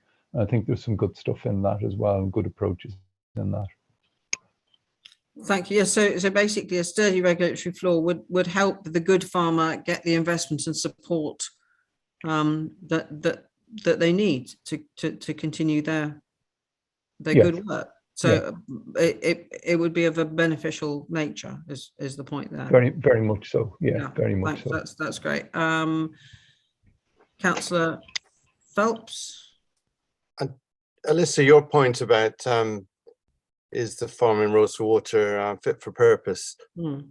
My instinct is probably not, otherwise it would be working. I think somebody sort of implied that earlier. Obviously the regulators, I'd be interested to see whether the EA, who's the main regulator in this field, think it's fit for purpose. Have they got the tools for the job, let alone the staffing levels, which we already mentioned? I think probably isn't. If I was king, I would sort of have land use control and maybe a phosphate vulnerable zones, and have a moratorium on spreading, because obviously the land is absolutely soaked with this stuff already. We shouldn't be spreading any more. And obviously there are commercial aspects to be considered, but for an environmental point of view, I don't think we've got the tools to do the job, let alone the staff numbers to actually implement it. So okay, that's my view. Let's ask the Environment Agency. Do you have the tools for the job? Because you're always getting criticised for not doing stuff, but if you haven't got the tools for the job, how are you supposed to do it? Yeah, so if we look at farming rules for water specifically, as already mentioned, they were designed to be a guidance-led set of regulations. However, the requirements of farming rules for water do still apply.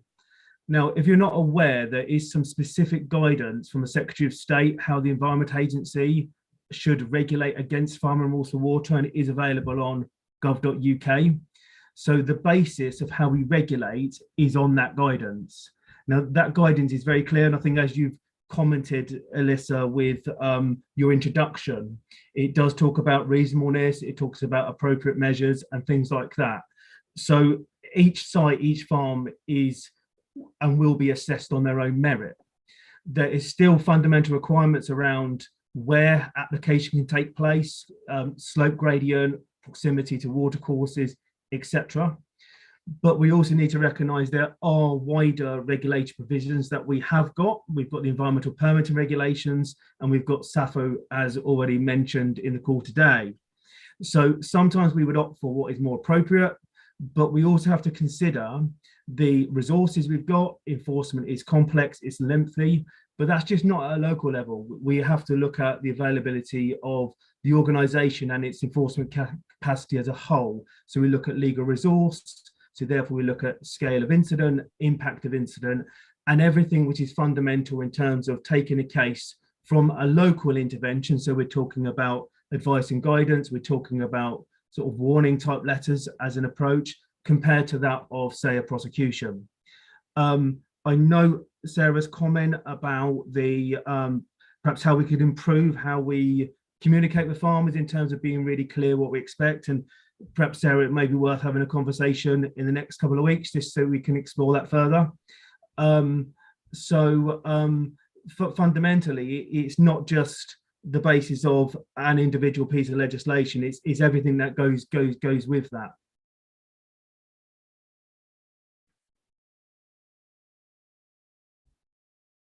Yes, no, I appreciate that, but I mean, even if you've got all the resources in the world, if you have nothing to enforce, you're going to really struggle, aren't you? And I'm just trying to find that particularly fabulous comment that your predecessor Dave Throop made about the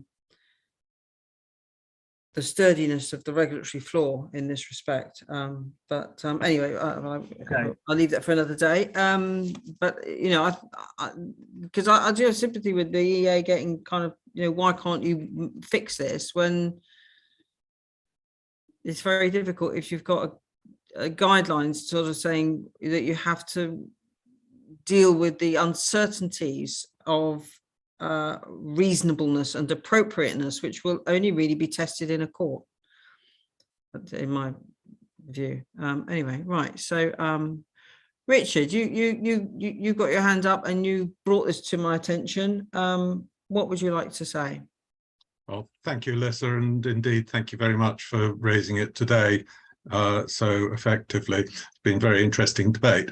The first thing I wanted to say was it is neither because of a lack of will or a lack of resources that farmers are allowed to put on more P than is the soil requires.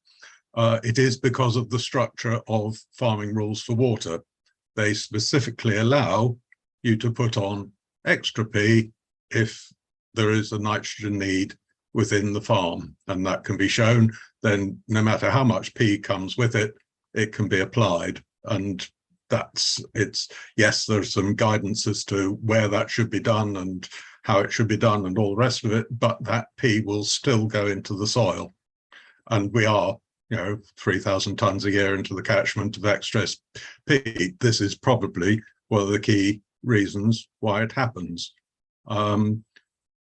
There doesn't seem to be any way in which farming rules of water can be made, can be adjusted, if you like, for the Y catchment. That doesn't seem to be an option. They are national rules, and that's fair enough. I suggest that we need to return to the minister and ask them how they justify the prevention of the turning down of the application for the water protection zone, as in view of the fact that their chosen mechanism for preventing damage is no longer viable because the manure can be applied almost anywhere. I think we need a special mechanism for the Y. That's the only thing I care about. All the discussions that are going on are very, very valuable, and I very much welcome particularly Herefordshire's initiative for the Commission, and I hope this sort of thinking can be brought into their debate. But I do think that we cannot just carry on as we are at the moment, pouring phosphate into a system that's got way too much in it already. Thanks, Richard. Martin, is there any way that the EA could actually have the conversation with DEFRA to explain the specifics of this catchment and why the guidance is very not welcome here? So the Environment Agency and our national colleagues are having that active conversation. It's fair to say the Secretary of State's guidance isn't due for review until 2025. We are basing our regulatory approach based upon that. So by all means, I will raise it following this call today. But that's the basis of our approach within Catchment. So it's not unique to this area, but we understand, and I understand that the Y has its own complexities, soil type, structure, etc. But the basis of our regulatory approach is the provision we've got currently, as you'll be aware. But it just strikes me the terrible irony of this is that, you know, a good farmer will be penalised and a bad farmer will, you know, it won't make any difference with how careful you are, because at the end of the day, if you cannot control the spreading, you have to control the supply, or you just give up and the river's, you know, lost. So, and there's a lot of movement now in the supply chain to control the supply, remove it, restrict it. So we might wind up in a situation where we have no supply, which is really rough on the farmer who's using phosphate correctly and properly calibrating it. So I would say this isn't doing anybody any favors, and the lack of a sturdy regulatory floor, as Fergus has said, is hampering investment as well. So it really isn't helping anybody having a trampoline of a regulatory floor. I have Celia's iPad with the hand up. And you're on mute, Celia's iPad. Yeah, sorry, it's Steve Clink. Oh, hi, Steve. Sorry, I didn't recognise you. Hi. I didn't think you looked like Celia. All right, don't worry. Yeah, I mean, the original question seemed to be, are the farming rules for water fit for purpose? And I have to say that I, as hopefully a responsible farmer, I think they are. But I think that and sorry, going back to one other thing, I think the 3,000 tonnes of surplus in the catchment per year, those figures, I think, come from Lancaster University, the Refocus group. And I think I was talking to somebody the other day about having best available information. I think that 3,000 tonnes is now being questioned by various people, and whether it's right or wrong is irrelevant, because we've got a problem in the catchment. But I mean, as a farmer, as I understand the rules, I have to have my soil tested, and I apply nitrogen and phosphate according to how that soil is tested and to what the crop requires.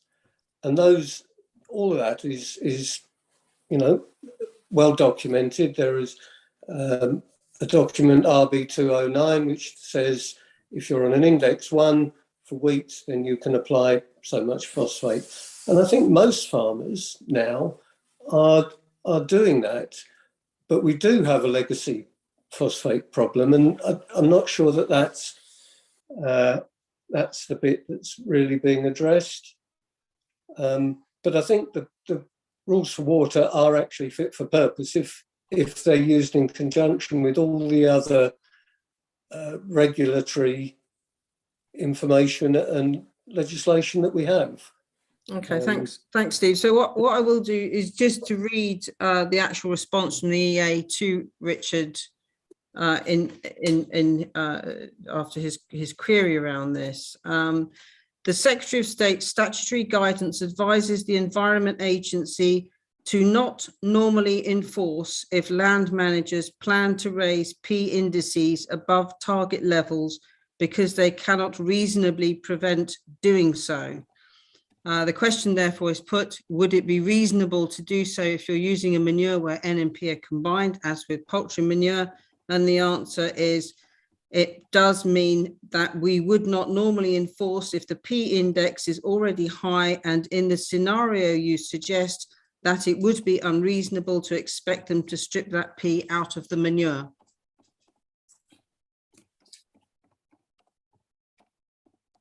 So I think that does, it certainly raises a question in my mind about the fitness of farming rules for water plus guidance in this catchment with the specifics of this catchment. But anyway, it's been great. I'm going to leave the discussion there and hope that it picks up in the tag under regulations. And as I said, I don't think this is helping anyone. I really don't think it is. So thank you all very much for that. And we're going to go on now. This may take some technical expertise, because we're going to go to the citizen science, please, work being done on soil P indices. Thanks, Stuart. Yeah, thanks, Chair. Hey, Stuart, you're all right. So who's got the slides and how's this going? I've got them, Melissa. Gordon Green's got them. If someone can give us access, then he can put the slides on the screen. Right, okay, brilliant. Can we do that? Whilst that happening, excuse my voice, but just very briefly for everybody, as part of our Citizen Science Water Quality Monitoring Programme, Wye Salmon Association are identifying from its data what it considers to be poor performing water bodies on the Wye Catchment, and carrying out where we can find the resource, further detailed studies and reporting on those findings. Currently, we're doing that work on the Garran catchment. If you don't know the Garran is a tributary of the river that enters by Whitchurch, or for those less familiar, near Simonjat. As part of that research, we carried out soil sampling study of the catchment with the objective of measuring soil phosphorus concentrations to determine, I guess, if they are increasing as predicted by the recent Refocus report.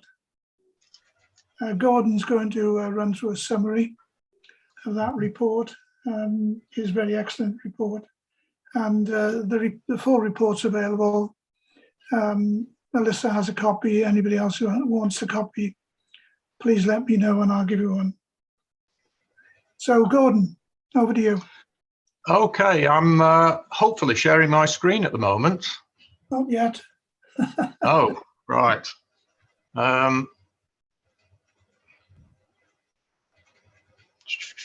Entire screen. Hello.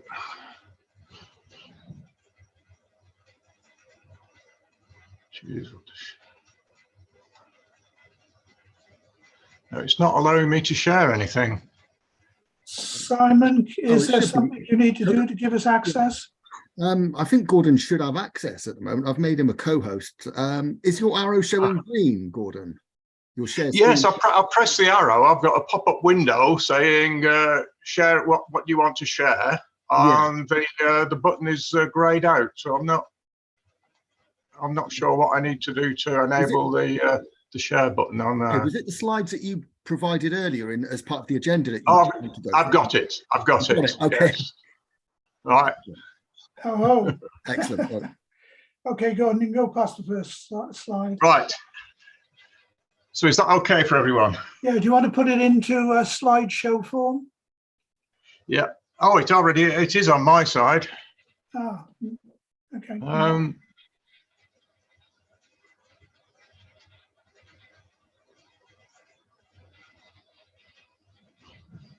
How's that? Well, mine's still in edit format, but I guess if everybody can see it, then let's just carry on. That's good. Let's whiz through it. Yes, apologies for that. Okay, so as Stuart said, the Garran is a small lowland tributary of the River Wye. It's 29 kilometres in length and joins the Wye between Goodrich and Simonjat. Notable tributaries include the Gamba and a couple of smaller streams.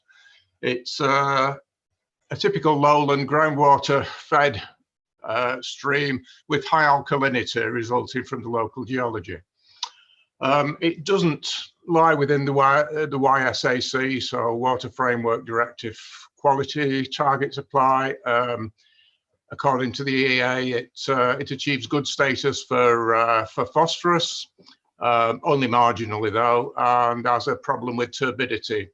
The combined effect is to severely impact macrophytes and fish populations. You can see the photograph there taken from a bridge on the Garran, where you can't see the bottom in 2 feet of water in dry weather in summer. So you can see the Garran is not a happy place. The catchment is about 90 square kilometres, has no major settlements, just small villages in it. The land use is entirely agricultural. It's split more or less evenly between arable and grassland and pasture.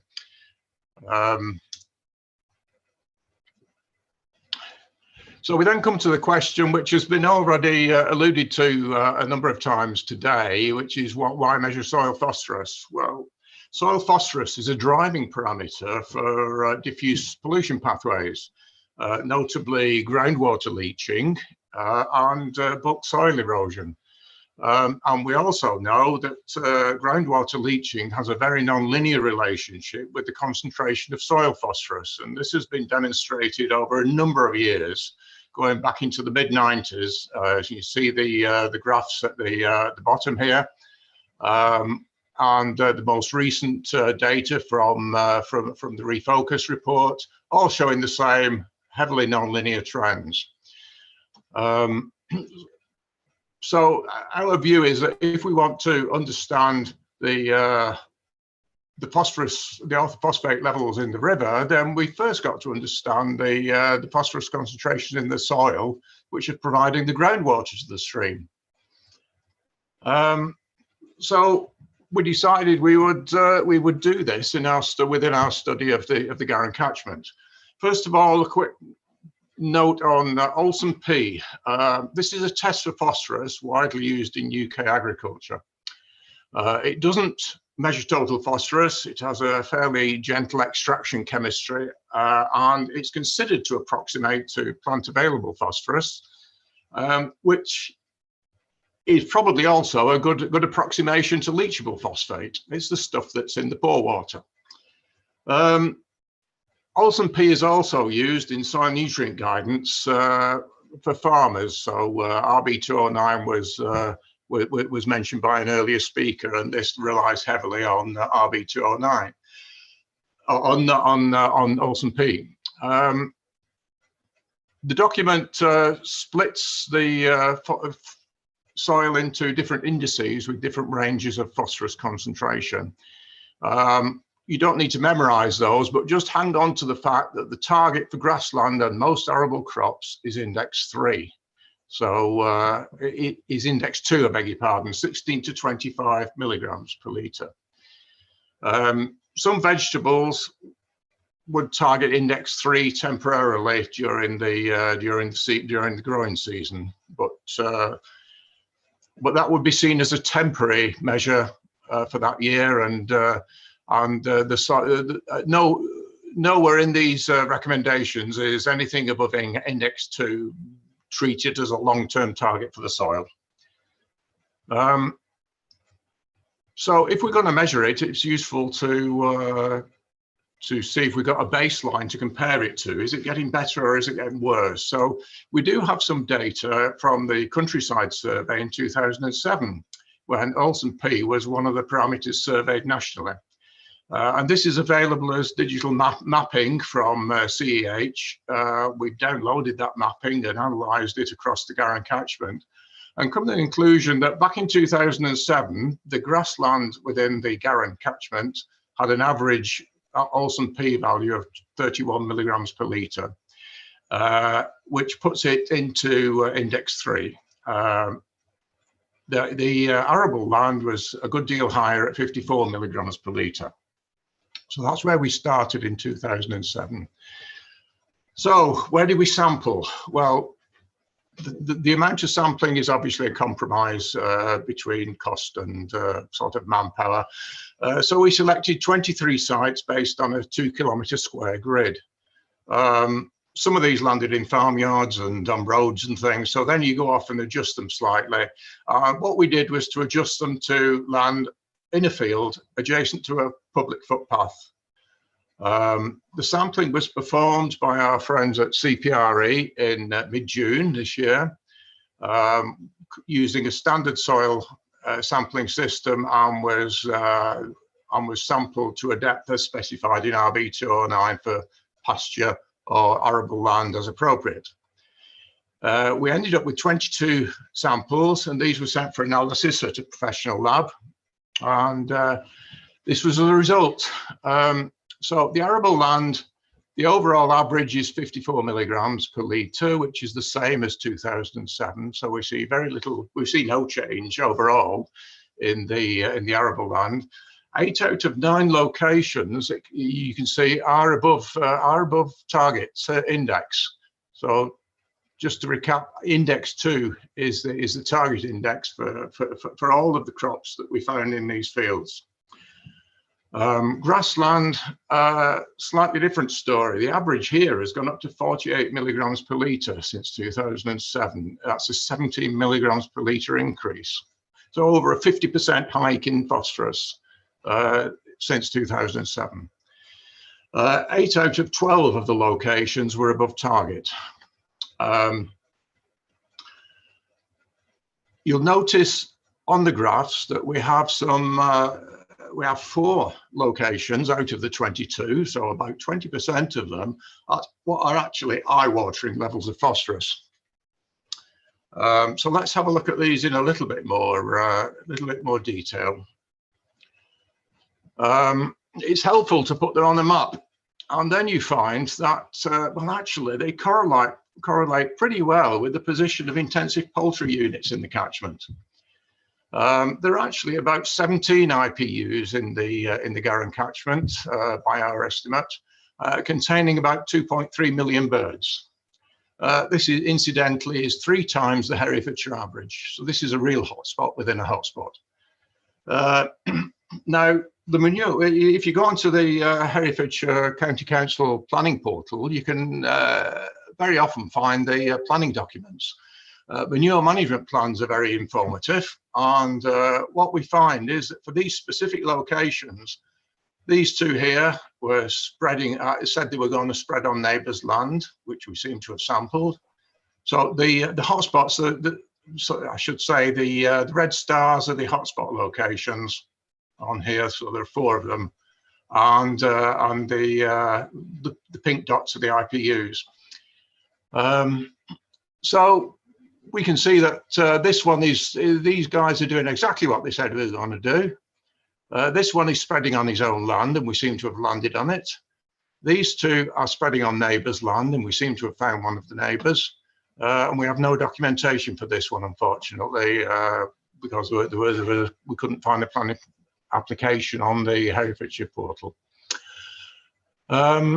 So, in conclusion, we find that arable land is still well above target index, but at least does appear stable, and it gives us the same average as it did in 2007.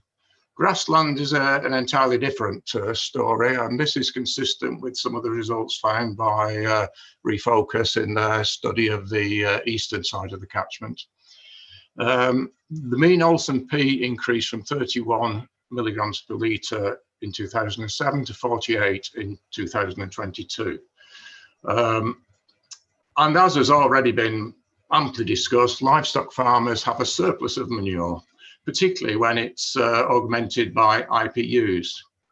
Now, so some information which I didn't put in the slide because it's I've only done it this week, is I've been reproducing the calculation method used by Refocus, replicating their results for the Y catchment, and I've zoomed in on the Garran catchment. And you recall that Refocus made the point that we've got to a point now in the Y catchment where chicken manure, phosphorus from chicken manure is actually outweighs phosphorus from other livestock. Well, in the Garran, it's 78% of the phosphorus burden is coming from poultry, according to preliminary calculations, which I've completed this week. So we have four of our measurement sites are at index 5 to 7, and these correlate with the IPU locations and the published spreading practices. The results are consistent with spreading at MVZ maximum nitrogen rate for 15 to 20 years. The maths is simple. To reduce diffuse phosphorus pollution, we need to reduce the soil phosphorus. So it seems to us that we've got to measure it, and it seems rather staggering to me that in the many years that this body has been operating, nobody's actually thought to do that. So thank you very much for listening. Thanks very much, Gordon. I mean, I have to say I do take a lively interest here, but because this is my local catchment, and I was quite shocked by your findings. So I would like to thank you and Stuart and Andrew for your great effort in doing this work and in showing what can be done, the limits of citizen science. Actually, do you know what? There aren't any limits. It's outstanding. And I congratulate you on a really, really good piece of work. Oh, thank you for that, Alyssa. So, well, you're very welcome, and really thank you.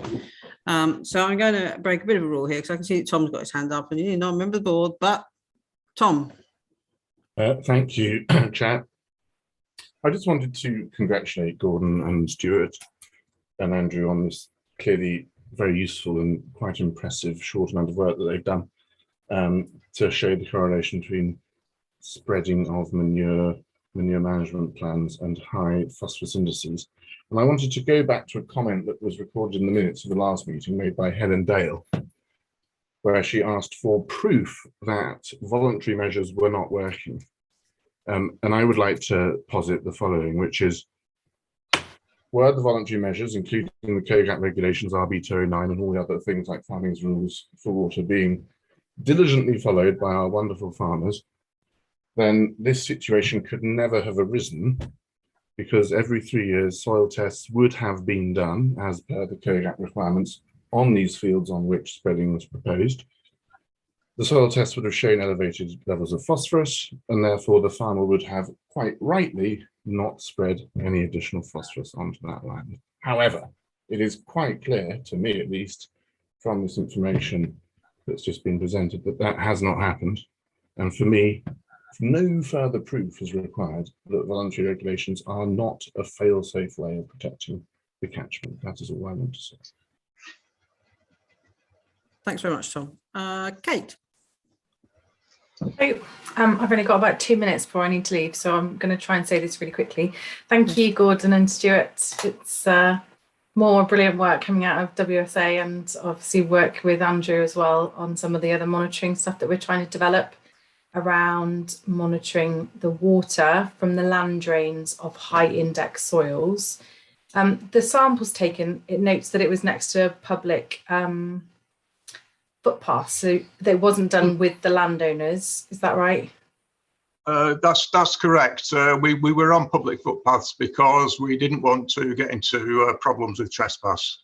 Yeah. So the procedure was to, when no one was looking, just walk a few meters into the field, take a few samples, and then get back onto the footpath. So it's a little bit underhand, but we got the desired result. Yeah, I guess we'll have to be a bit careful how we use this going forward, because I think that could undermine some of the trust that we're trying to build with landowners and taking them on this journey of reducing phosphate with us.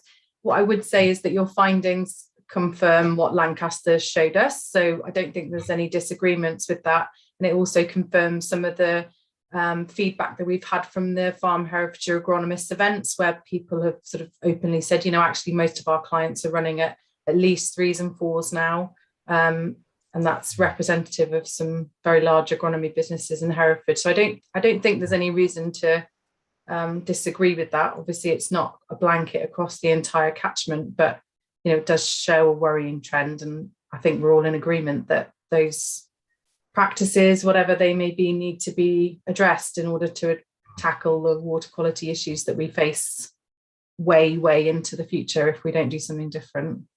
But thank you very much, both. Okay. Thanks, Kate. Mary? I was going to ask Kate if the information correlated with the information I know she collects from other sources, because I've been to a few meetings where it has been declared that people's soil samples are coming out at 3s, 4s, 5s, 6s, some 7s. So I think if we all agree that that's the direction of travel, then we're in a better position to do something about it. Yeah, it does match up, Mary, and I think that's so one of the projects that we've got funding for with the Environment Agency. We're working with Andrew at CPRE, and a group of farmers who are just as concerned about this finding, because I don't think anybody's ever suggested before that lots of phosphate is being lost from their land drains. It's quite a new thing. They've all been taught that phosphate is bound to the soil particle. It's only nitrate that leaches. So there's, I think, 4 or 5 sites where they've got a number of different phosphate indices identified, and then citizen scientists are going to go and work with those farmers and collect land drain samples when we have some rain and the land drains are running, so that we can look at Olsen P, total P in the field, and then ortho P and total P in water samples, and really, put some meat on the bones of that Lancaster work. So it's really great to take that forward with a group of farmers and the citizen scientists. It's just that obviously this evidence probably exists, Kate, because people aren't supposed to be applying it if they don't have a crop need for it. And obviously when they're looking for funding, they are declaring their indices as a kind of statement of help me because I've got a problem.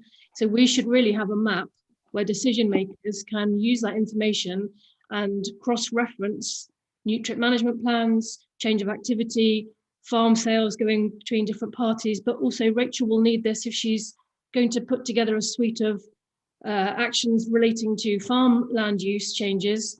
The decision makers, including Rachel, will need that information. And I know you kind of, you work really hard on trust, but there's an element now of it should be, if you don't provide the information, we'll have to assume that it's bad. So that's how you'd flip something around. That's how you'd work in kind of a building reg situation, that if you don't send it in, we assume you're not compliant. So I think we need to go back to this catchment data resource mapping idea, so decision makers have access to it, but also then when you try and get funding, that helps you as well. So it's shocking, and thanks guys for doing all that work, but if we all kind of concede that it's probably more widespread than we think, let's not try and avoid it or dip out of it, just use it to the best advantage we can probably make of it. Thanks, Mary. Richard, just allowing people to come in now, because we would be in the public Q&A. We're having a public Q&A, so we might as well just... Thank you, that's kind, Alyssa. Very quickly, either people have been applying P illegally beyond the farming rules for water, or they've been doing within it because it's manure and they can prove a nitrogen need. That just proves beautifully the point I was making. The rules are not preventing high phosphorus applications to the land. They are not. They can't be, or else the river wouldn't be in such a state. But I don't know quite what the answer is. I do know that the water protection zone would eventually give us some level of control over this, but at the moment the rules are not working for the river. And I would remind you, this is an SAC. It is illegal to allow the pollution of an SAC. It has been going on for over 10 years, as far as I can make out, certainly 8 years that this board's been meeting. We are in a crisis, and we just don't want more talking. We want some action. Sorry. Oh, I hear you. Thanks, Richard. Helen. Thanks, Alyssa. Just because the comment earlier was referenced me, I think we do need to be careful that we don't extrapolate and make 2 + 2 equal whatever we want it to. And I think it just comes back to the farming rules for water discussion that we had earlier, that this doesn't necessarily show that the farming rules for water rules aren't fit for purpose, but it perhaps does come back to the implementation of those rules and how those rules are regulated. And similar to the comment you made a bit earlier in the conversation, Alyssa, we hear from members that they're equally frustrated as the landowner that you described earlier, when there are lots of people out there that are applying by the rules, but when the people that don't apply by the rules, that enforcement, doesn't follow up. And I understand the reasons for that, but I think that frustration is certainly shared across, other landowners as well. Yes, I think that's very true, and of course the problem is, as Martin says, it's guidance led, and if the guidance says don't enforce with over application of P, where it's not reasonably practical to separate the P from the N, and you've got a lot of chicken manure, this is an inevitable outcome. It's very upsetting for for farmers who are being very careful with the phosphate application. It really is very frustrating. So right, okay, sorry, Helen Hamilton. Let's hear from Helen. Oh, hello, thank you. I'd like to go back, if I may, to the TAG working groups. Or are we sticking on this subject? Well, I'd quite like to just exhaust this, and then we'll do proper Q&A. Come back to me when you finish this subject. So. Yeah, okay, we're good for time at the moment. Ooh, for a change. Thanks, Helen. Thanks, Andrew McRobb. Andrew. Thank you, Chair. I'd just like to add a couple of points to this. I mean, firstly, I think someone has already identified there is no point in keep bashing the EA because they are, they're governed as to what they can do or not do. One of the things that I would like to suggest, and I've already mentioned it in the chat, is that every organisation that's concerned could write to the Office for Environmental Protection, who are an oversight body for the government, and they've replaced the European Commission. They were set up under the 2021 Environment Act, and they are there for a means of judicial redress when government acts in violation or fails to fill its legal obligations for the environment. And we don't know what teeth they've got, but they are there. There already is a complaint in with them, specifically on the Y catchment, saying that the DEFRA are not fit for purpose because they have neglected the environment. And I think that those that feel they can should all get behind that, or lodge their own complaints, because this is a serious situation. And I'd just like to move on to the work that we only did a minor part for the fantastic work that the Y Salmon Association have done. But I can see an opportunity here, and I'd like to pick up on something Kate said. We are working with farmers, and I always have, some of you will have heard me say this before, I always say leave blame and denial at the door. We're not blaming anyone because, unfortunately, the government has incentivized farmers to act in a certain way. But denial that there's a problem is equally a big issue. So the farmers that I've met with, and they are 4 or 5 big estates in Herefordshire, I've been very keen to emphasise that we're not going in with a view to actually crucifying them or saying how bad they are. We're going in to say, let's identify the problems and let's see how we can find real solutions that will stop pollution. So I just wanted to add that because I think soil testing is the answer moving forward in many areas to really get to grips with exactly what's happening in the catchment and in the fields. So I'm very excited about that. Thank you. Yeah, no, I think that's a really, really good point, well made. And in fact, also just picking up then on the chat, which I see Rachel's also picked up, Sarah Faulkner suggesting that a test that has, and I have total confidence in what Gordon's journey yourself, what you've done, but something that has a transparently open thing. So, those landowners, if the NFU want to support landowners to invite citizen science to come and do this, I think citizen science would be open to that, wouldn't you? So, let's do this all in a collaborative way, and without any kind of blaming or whatever. We're just trying to find out what's occurring, and then we can all work together towards a solution, which I think is where we all really desperately want to get to. Christine. Hi, thanks. I wanted to go back to the business of how, it's not really going back, so don't worry, how manure management is regulated. And I put this in the chat, but what happens is you apply for your chicken farm, the county council, the LPA, goes to NRW and says, is this okay? And when NRW is satisfied that the spreading regime fits within the nitrogen requirements. It says, yes, this is okay, but you must make it a planning condition that the farmer sticks to this. So Powys makes it a planning condition, and should there be a legal challenge, say, well, you know, we've done everything NRW asked us to do, so that lets us off the hook. And then it's put in the planning condition, but these planning conditions are never monitored and never breaches are never enforced because nobody knows when the breaches are occurring. From the NRW side, presumably rather like the EA, although I think NRW has perhaps looked at more under permitting level farms than the EA has. But the EA has told us that really they've got to concentrate on units over 40,000 because these are permitted. But looking at the permitting regime, it doesn't actually seem that manure spreading is part of the permitting regime, because that relates to the installation, not to what happens on the fields all around it. So I don't actually know that being in the permitting regime is a way of catching up with this.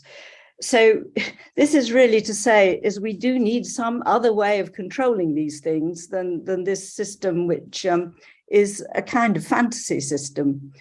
And the two questions I really wanted to ask is, I wonder, looking at the Olsen P study, whether there's a feeling that arable farmers are perhaps more conscientious about the needs of their crops, and pasture is a sort of place where you can just put as much manure as you want. There's a kind of feeling that the more you put, the better the grass grows, and not much kind of calculation about it.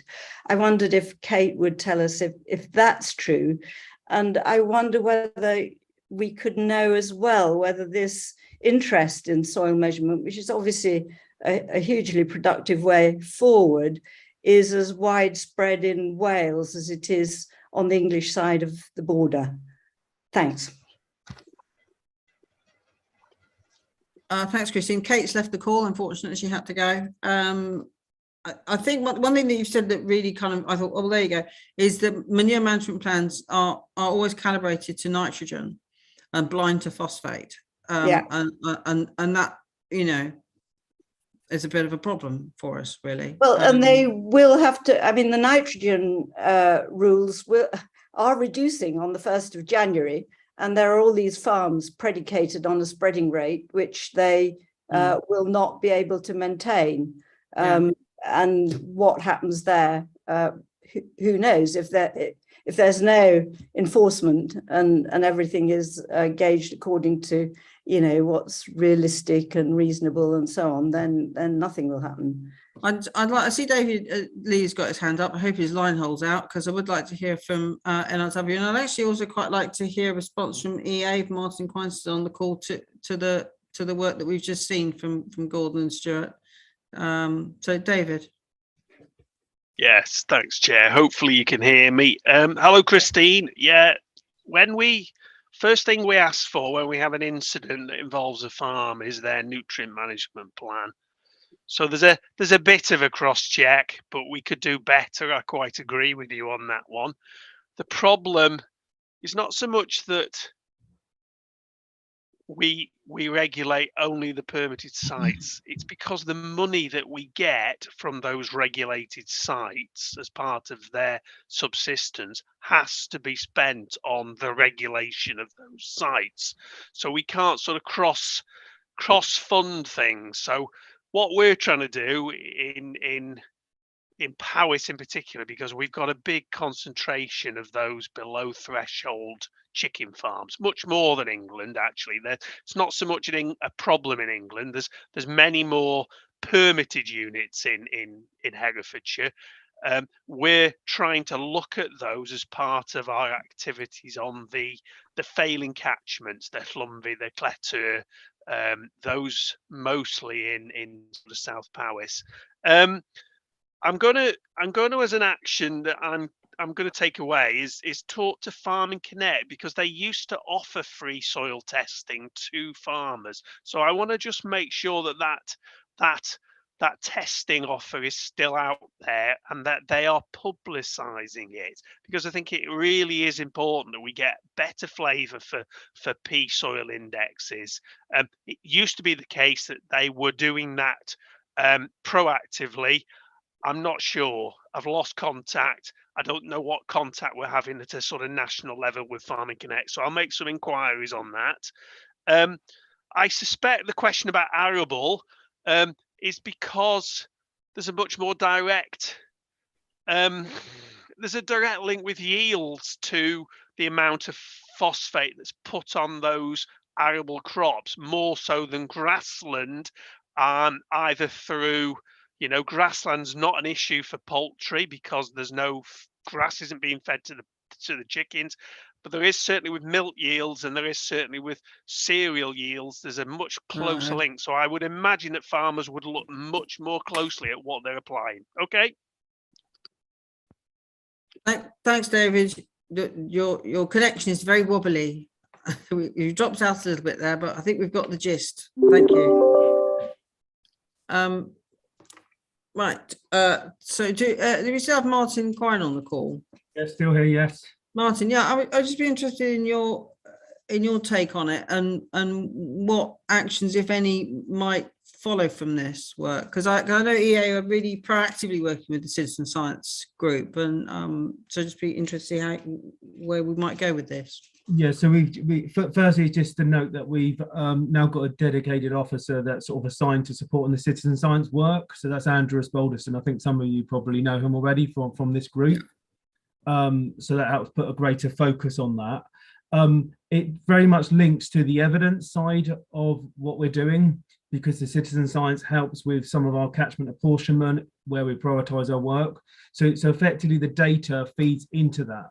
Now, what we can't do is we don't have capacity to review every report. So it's what is important is the data and how that sets our priorities. So that helps us focus where we need to tackle our regulatory interventions in the catchment, which types of sectors, and then what steps we need to do.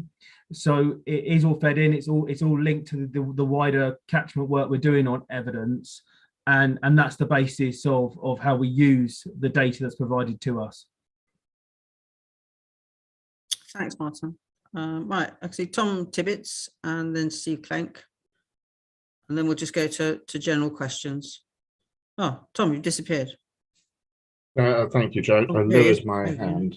I just wanted to add to Christine's point about the way that these developments progress through the planning system.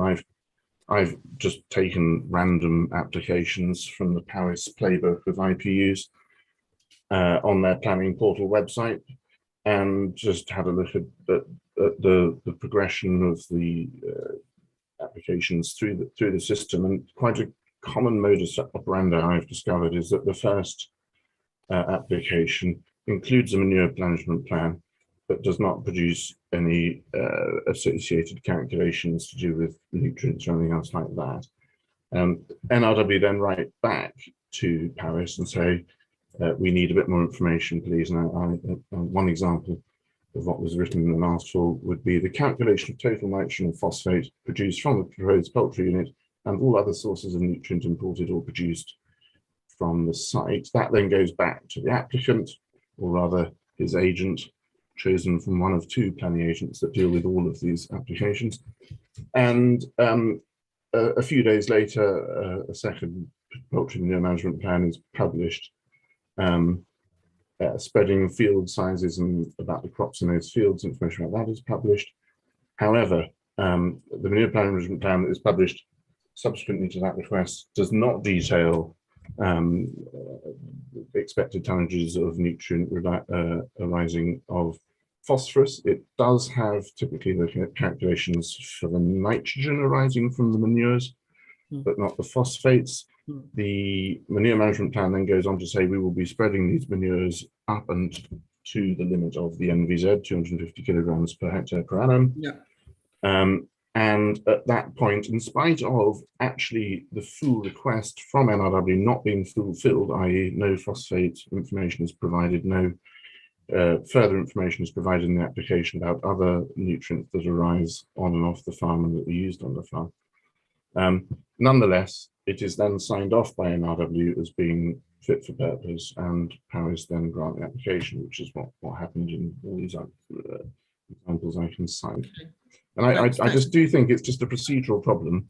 Yeah, I think so. I think what I'm getting and what I'm thinking, and it's kind of good that it's happened in this meeting. This is where we're getting to with it, which is that because I referred earlier to the potential of the Cabinet Commission to look at LPA specific actions, and this is a commission that will include Powys, Woolwich, Monmouthshire, and Herefordshire. And it seems to me that effective manure management plans is one of those things.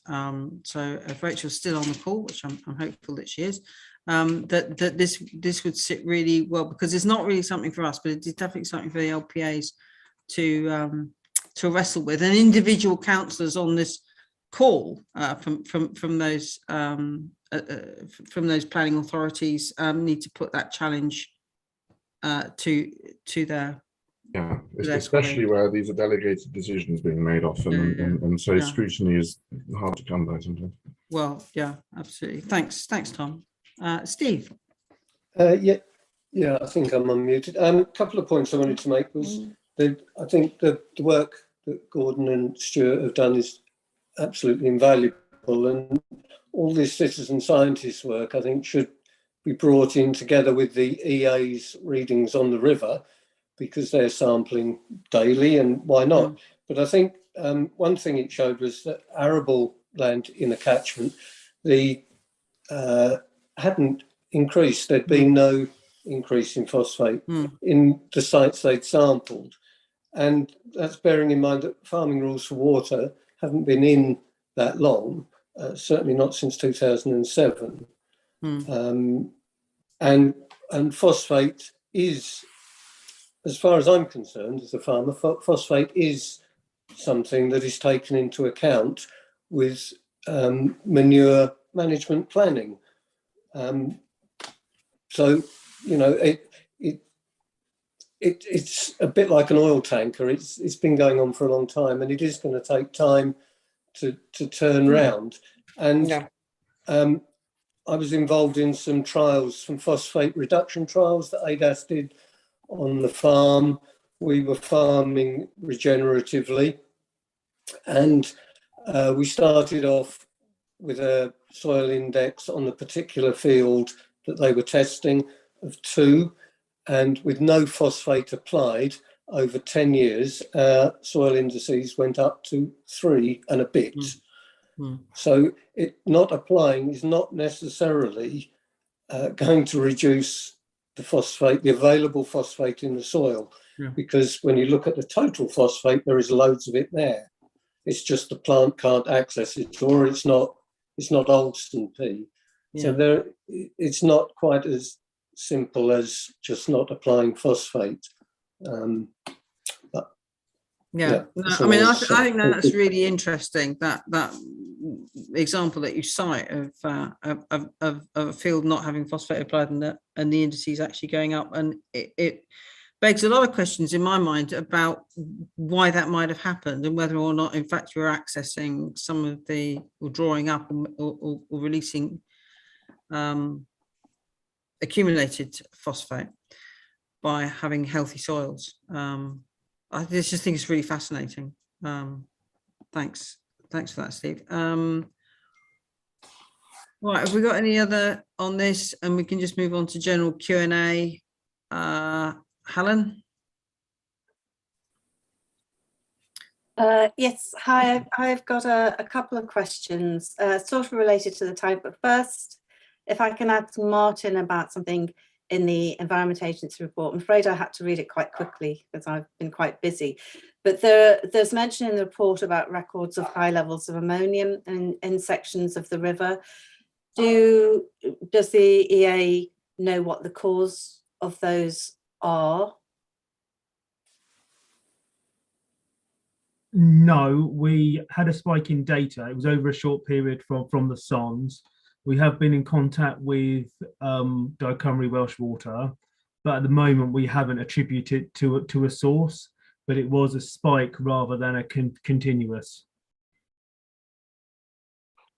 Okay, thanks. That sort of takes me on to my first question about the tag groups. And the first one, if I can just kind of open up the page that I had in front of me a bit, was the first group looking at evidence. It seems to be focused on phosphates. Is it going to look wider? Is it going to be looking at, at other pollutants, other chemicals, and of, the one particular concern, which is the air pollution that's coming from the plethora of intensive livestock units, which of course then leads to nitrogen deposition. And we know that the Y is already exceeding the target level set by the conservation guidance.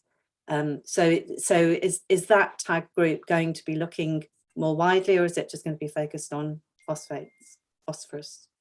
So I'll answer from an Environment Agency perspective. From our point of view, we wouldn't be looking at air quality. The focus would be phosphates, but would also consider wider nutrient inputs and pollutants, because it's wider than just one pollutant or one issue, but it wouldn't go as far as where we'd be looking at air quality type data. Although that the nitrogen deposition is a consequence of the ammonia emissions. And I suppose in terms of the reason for that is because the Environment Agency aren't responsible in that same way for monitoring air quality. So the focus is very much going to be on the evidence in terms of the water quality side. Okay. And just one more question, if I may, is just looking at the poultry group. And the poultry group is said to be following the refocus recommendations, but one notable absence there is the recommendation from refocus for a dramatic reduction in livestock numbers in the catchment. Is this tag group going to be looking at this, for example, by not renewing permissions for end of life livestock units, and not, an example of permitting where livestock, what are very old livestock being granted a new permit to change from turkeys to poultry, when actually, these units are very close to end of life anyway, which may be one way through planning and permitting to reduce the number of livestock in the catchment. Kate, who's chair of that group, has had to leave the call now, but I've made a note of it on my version of the note you're looking at, and I'll raise that question with her, but it seems like a sensible thing for them to be talking about to me. Or Rachel, do you have anything to add, because you're closely in on that poultry group? Rachel Joy. Sure, yeah. Helen, we're focusing on working with the sector, in designing solutions for the sector. Nobody is in a position to compel livestock reductions, so it can be a recommendation from refocus, but it's not something I don't think anybody can compel. So we're giving our emphasis on what can be practically done within the limits of national policy to actually push this forward. I appreciate that probably is not satisfactory or what you want to hear, but that's what we are. Yeah, you're sort of not, I think you're missing my point here. I'm not suggesting any compulsion. What I'm saying is that when these units come to the end of their life, for example, there is no planning presumption that a new planning permission should be granted under the NPPF they are not previously developed land. So while you might have all the benefits of getting planning permission more easily in the open countryside for an agricultural building, the payoff for that is that you do not acquire a brownfield site as a consequence. And so when these poultry units reach the end of their life and a planning application is required to redevelopment, then those should be reduced, should be refused. And the Environment Agency, when it is looking at these installations and being told that these units are too expensive to bring up to standard, should be simply, saying that no new permit will be issued, and the planning authorities should be saying that no new planning permission should be issued, because we simply have too many livestock in the catchment. And actually, just frankly, this board has been working with farmers. The COGAP rules have been around for 40 years. All of this, let's be cooperative and work with farmers, has, afraid, not paid off. So I think something much more proactive is required. Well, as you're aware, the Cabinet Commission will be picking up the actions for the LPA within the limits and opportunities of the planning framework to see what more can be done. There can be no blanket presumptions of approving or not approving any application. It has to be tested on its merits, as you probably know better than me, given that that's your specialism. But also, I think we have to anchor this in the national issue that, the Forth Rivers report on the Environmental Audit Committee report, fourth report on rivers, recommended the development of of catchment-wide nutrient budgets. That's a piece of work that we would like to see DEFRA sponsor and develop. And then within that, we can actually look more effectively at cumulative impact based on the area-wide catchment budget. At the moment, those tools simply don't exist. We're working closely to look at how we can improve things like farm scoper. So at the farm level, we've got more granularity on this. But at the moment, there are some regulatory gaps, which you don't agree with, but that's the position. And there are some technical and tool gaps, which need to be overcome. So the answer is no, that you're not even looking at any means by which livestock numbers could be reduced. I gave you a very full and clear answer. Yeah, but it was quite a simple question, and I'm not reducing it to a single word. Okay, Helen. thanks. All right, thanks very much. Thanks, Helen. Thank you. Thanks. And also I think that nutrient budget is a good idea. I do support that. Mary. So two things. A nutrient budget I asked Herefordshire Council to look at probably 12 months ago, and Councillor Harvey said it was in place, and until she had that, she couldn't do any kind of farm SPD paper or take a view on a moratorium on IPUs. So I'm surprised it's not in action. I thought it was. So that's a bit worrying, because it's a fundamental requirement 10 years too late. A point, Rachel, about destocking. There are, as you know, quite a few people bringing forward voluntary destocking proposals to you. And if they were on a list of actions that were welcomed and could be supported, you'd probably find that there are some natural shrinkages within the sector, not only from people like myself with my application, but there are other farmers wanting to do the same thing. So rather than people being forced to do it, there could be some people that want to do it. And I would seek everybody with a local authority sense of power, I suppose, to actively seek out these people who want to do that, so that you don't have to force it on people like they have in the Netherlands. And then my two questions. I think Wild Justice have a legal case submitted against the local authorities. Well, no, I think it's against the agencies with the local authorities mentioned, and that they gave you 12 months grace to prepare a plan to show how you were approaching the catchment problem. which comes up in November, December. Has anybody got an update on whether you've been able to produce a plan that Well Justice and the judge are happy with? Or is that something that's going to be rolled over again? And does anybody know whether clarification has been sought from DEFRA, I suppose, or the Welsh Government about the why falling between the Welsh initiative and the English initiative, which were both announced in the summer or early autumn?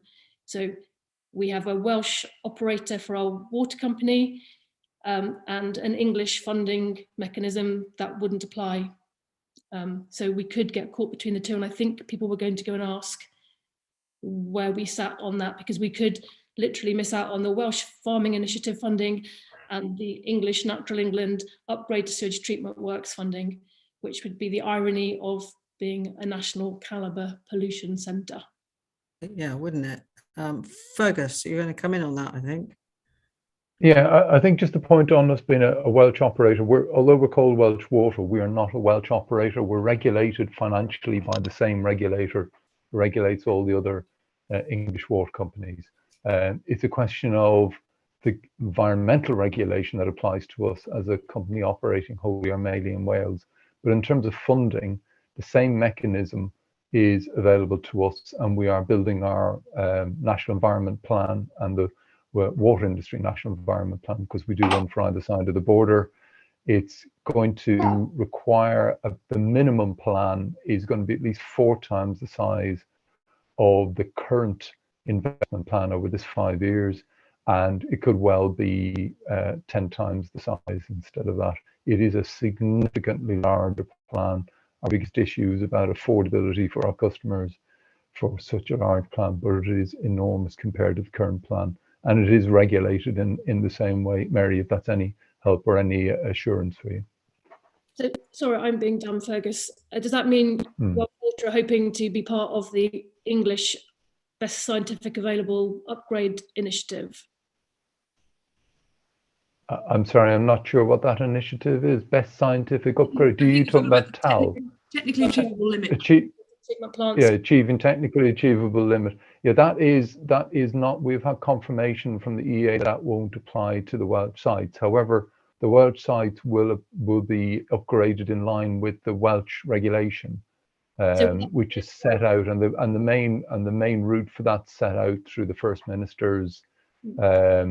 Well, he described it quite well in his Phosphorus Summit and in the other regulation that we have.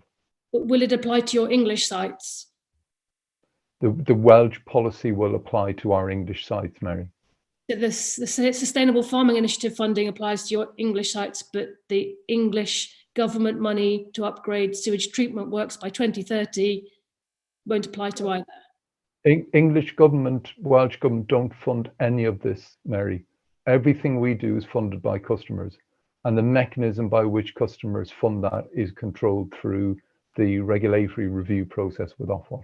So is that any help? A bit of shorthand, I know it's going to come from customers, but I'm trying to work out whether Rachel needs to have her certainty through the wetlands captured till 2030, or whether we're looking at certainty in perpetuity and then using Sustainable Farming Initiative money to do the rest of the work. Can you see what I'm saying?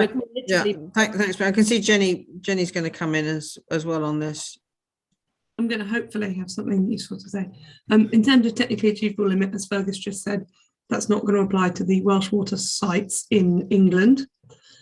That does have an impact on Herefordshire's wetlands plans, but in fact it has a positive impact. I know it might not sound it, because if Welsh Water was required to go to technical achievable limits, there is no capacity to allow wetlands at the back end of our processes, which would allow the purchasing of credits, because we need all the phosphorus removal at the wastewater treatment works. So the Herefordshire wetland plans are going to continue.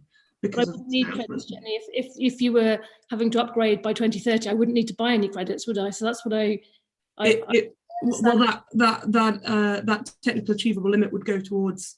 We know that wastewater treatment works alone in that catchment cannot bring about good status. So actually, that technically achievable limit phosphorus removal would go towards achieving good status, not towards development.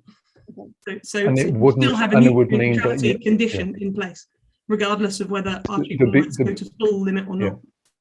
Okay, that's interesting. I'm going to draw it. I'm going to draw this conversation in because we're going to overshoot. But that's actually really interesting. We might want to go revisit that later. Mary, I'd be grateful if you could put the questions in an email to me, so I can also make sure that you get a response to the first part of the question. Okay. Any more for any more? Okay, that's brilliant. So in that case, it only remains for me to say we've got another meeting on the 21st December. It's sort of in my mind whether or not we want to go back to actually meeting physically or doing hybrid. If board members could have a think about that and email their preference, as I do realise you come from a wide geographic area. So I'm trying to bear that in mind and hence take a judgment on that. Yeah, as I completely agree with the fuel saving, hybrid is a good thing. But whether or not we want to return to physical at all or continue with the joys of Zoom, if you could let me know your views on that, I'd be grateful. Okay, so if we could end the live stream.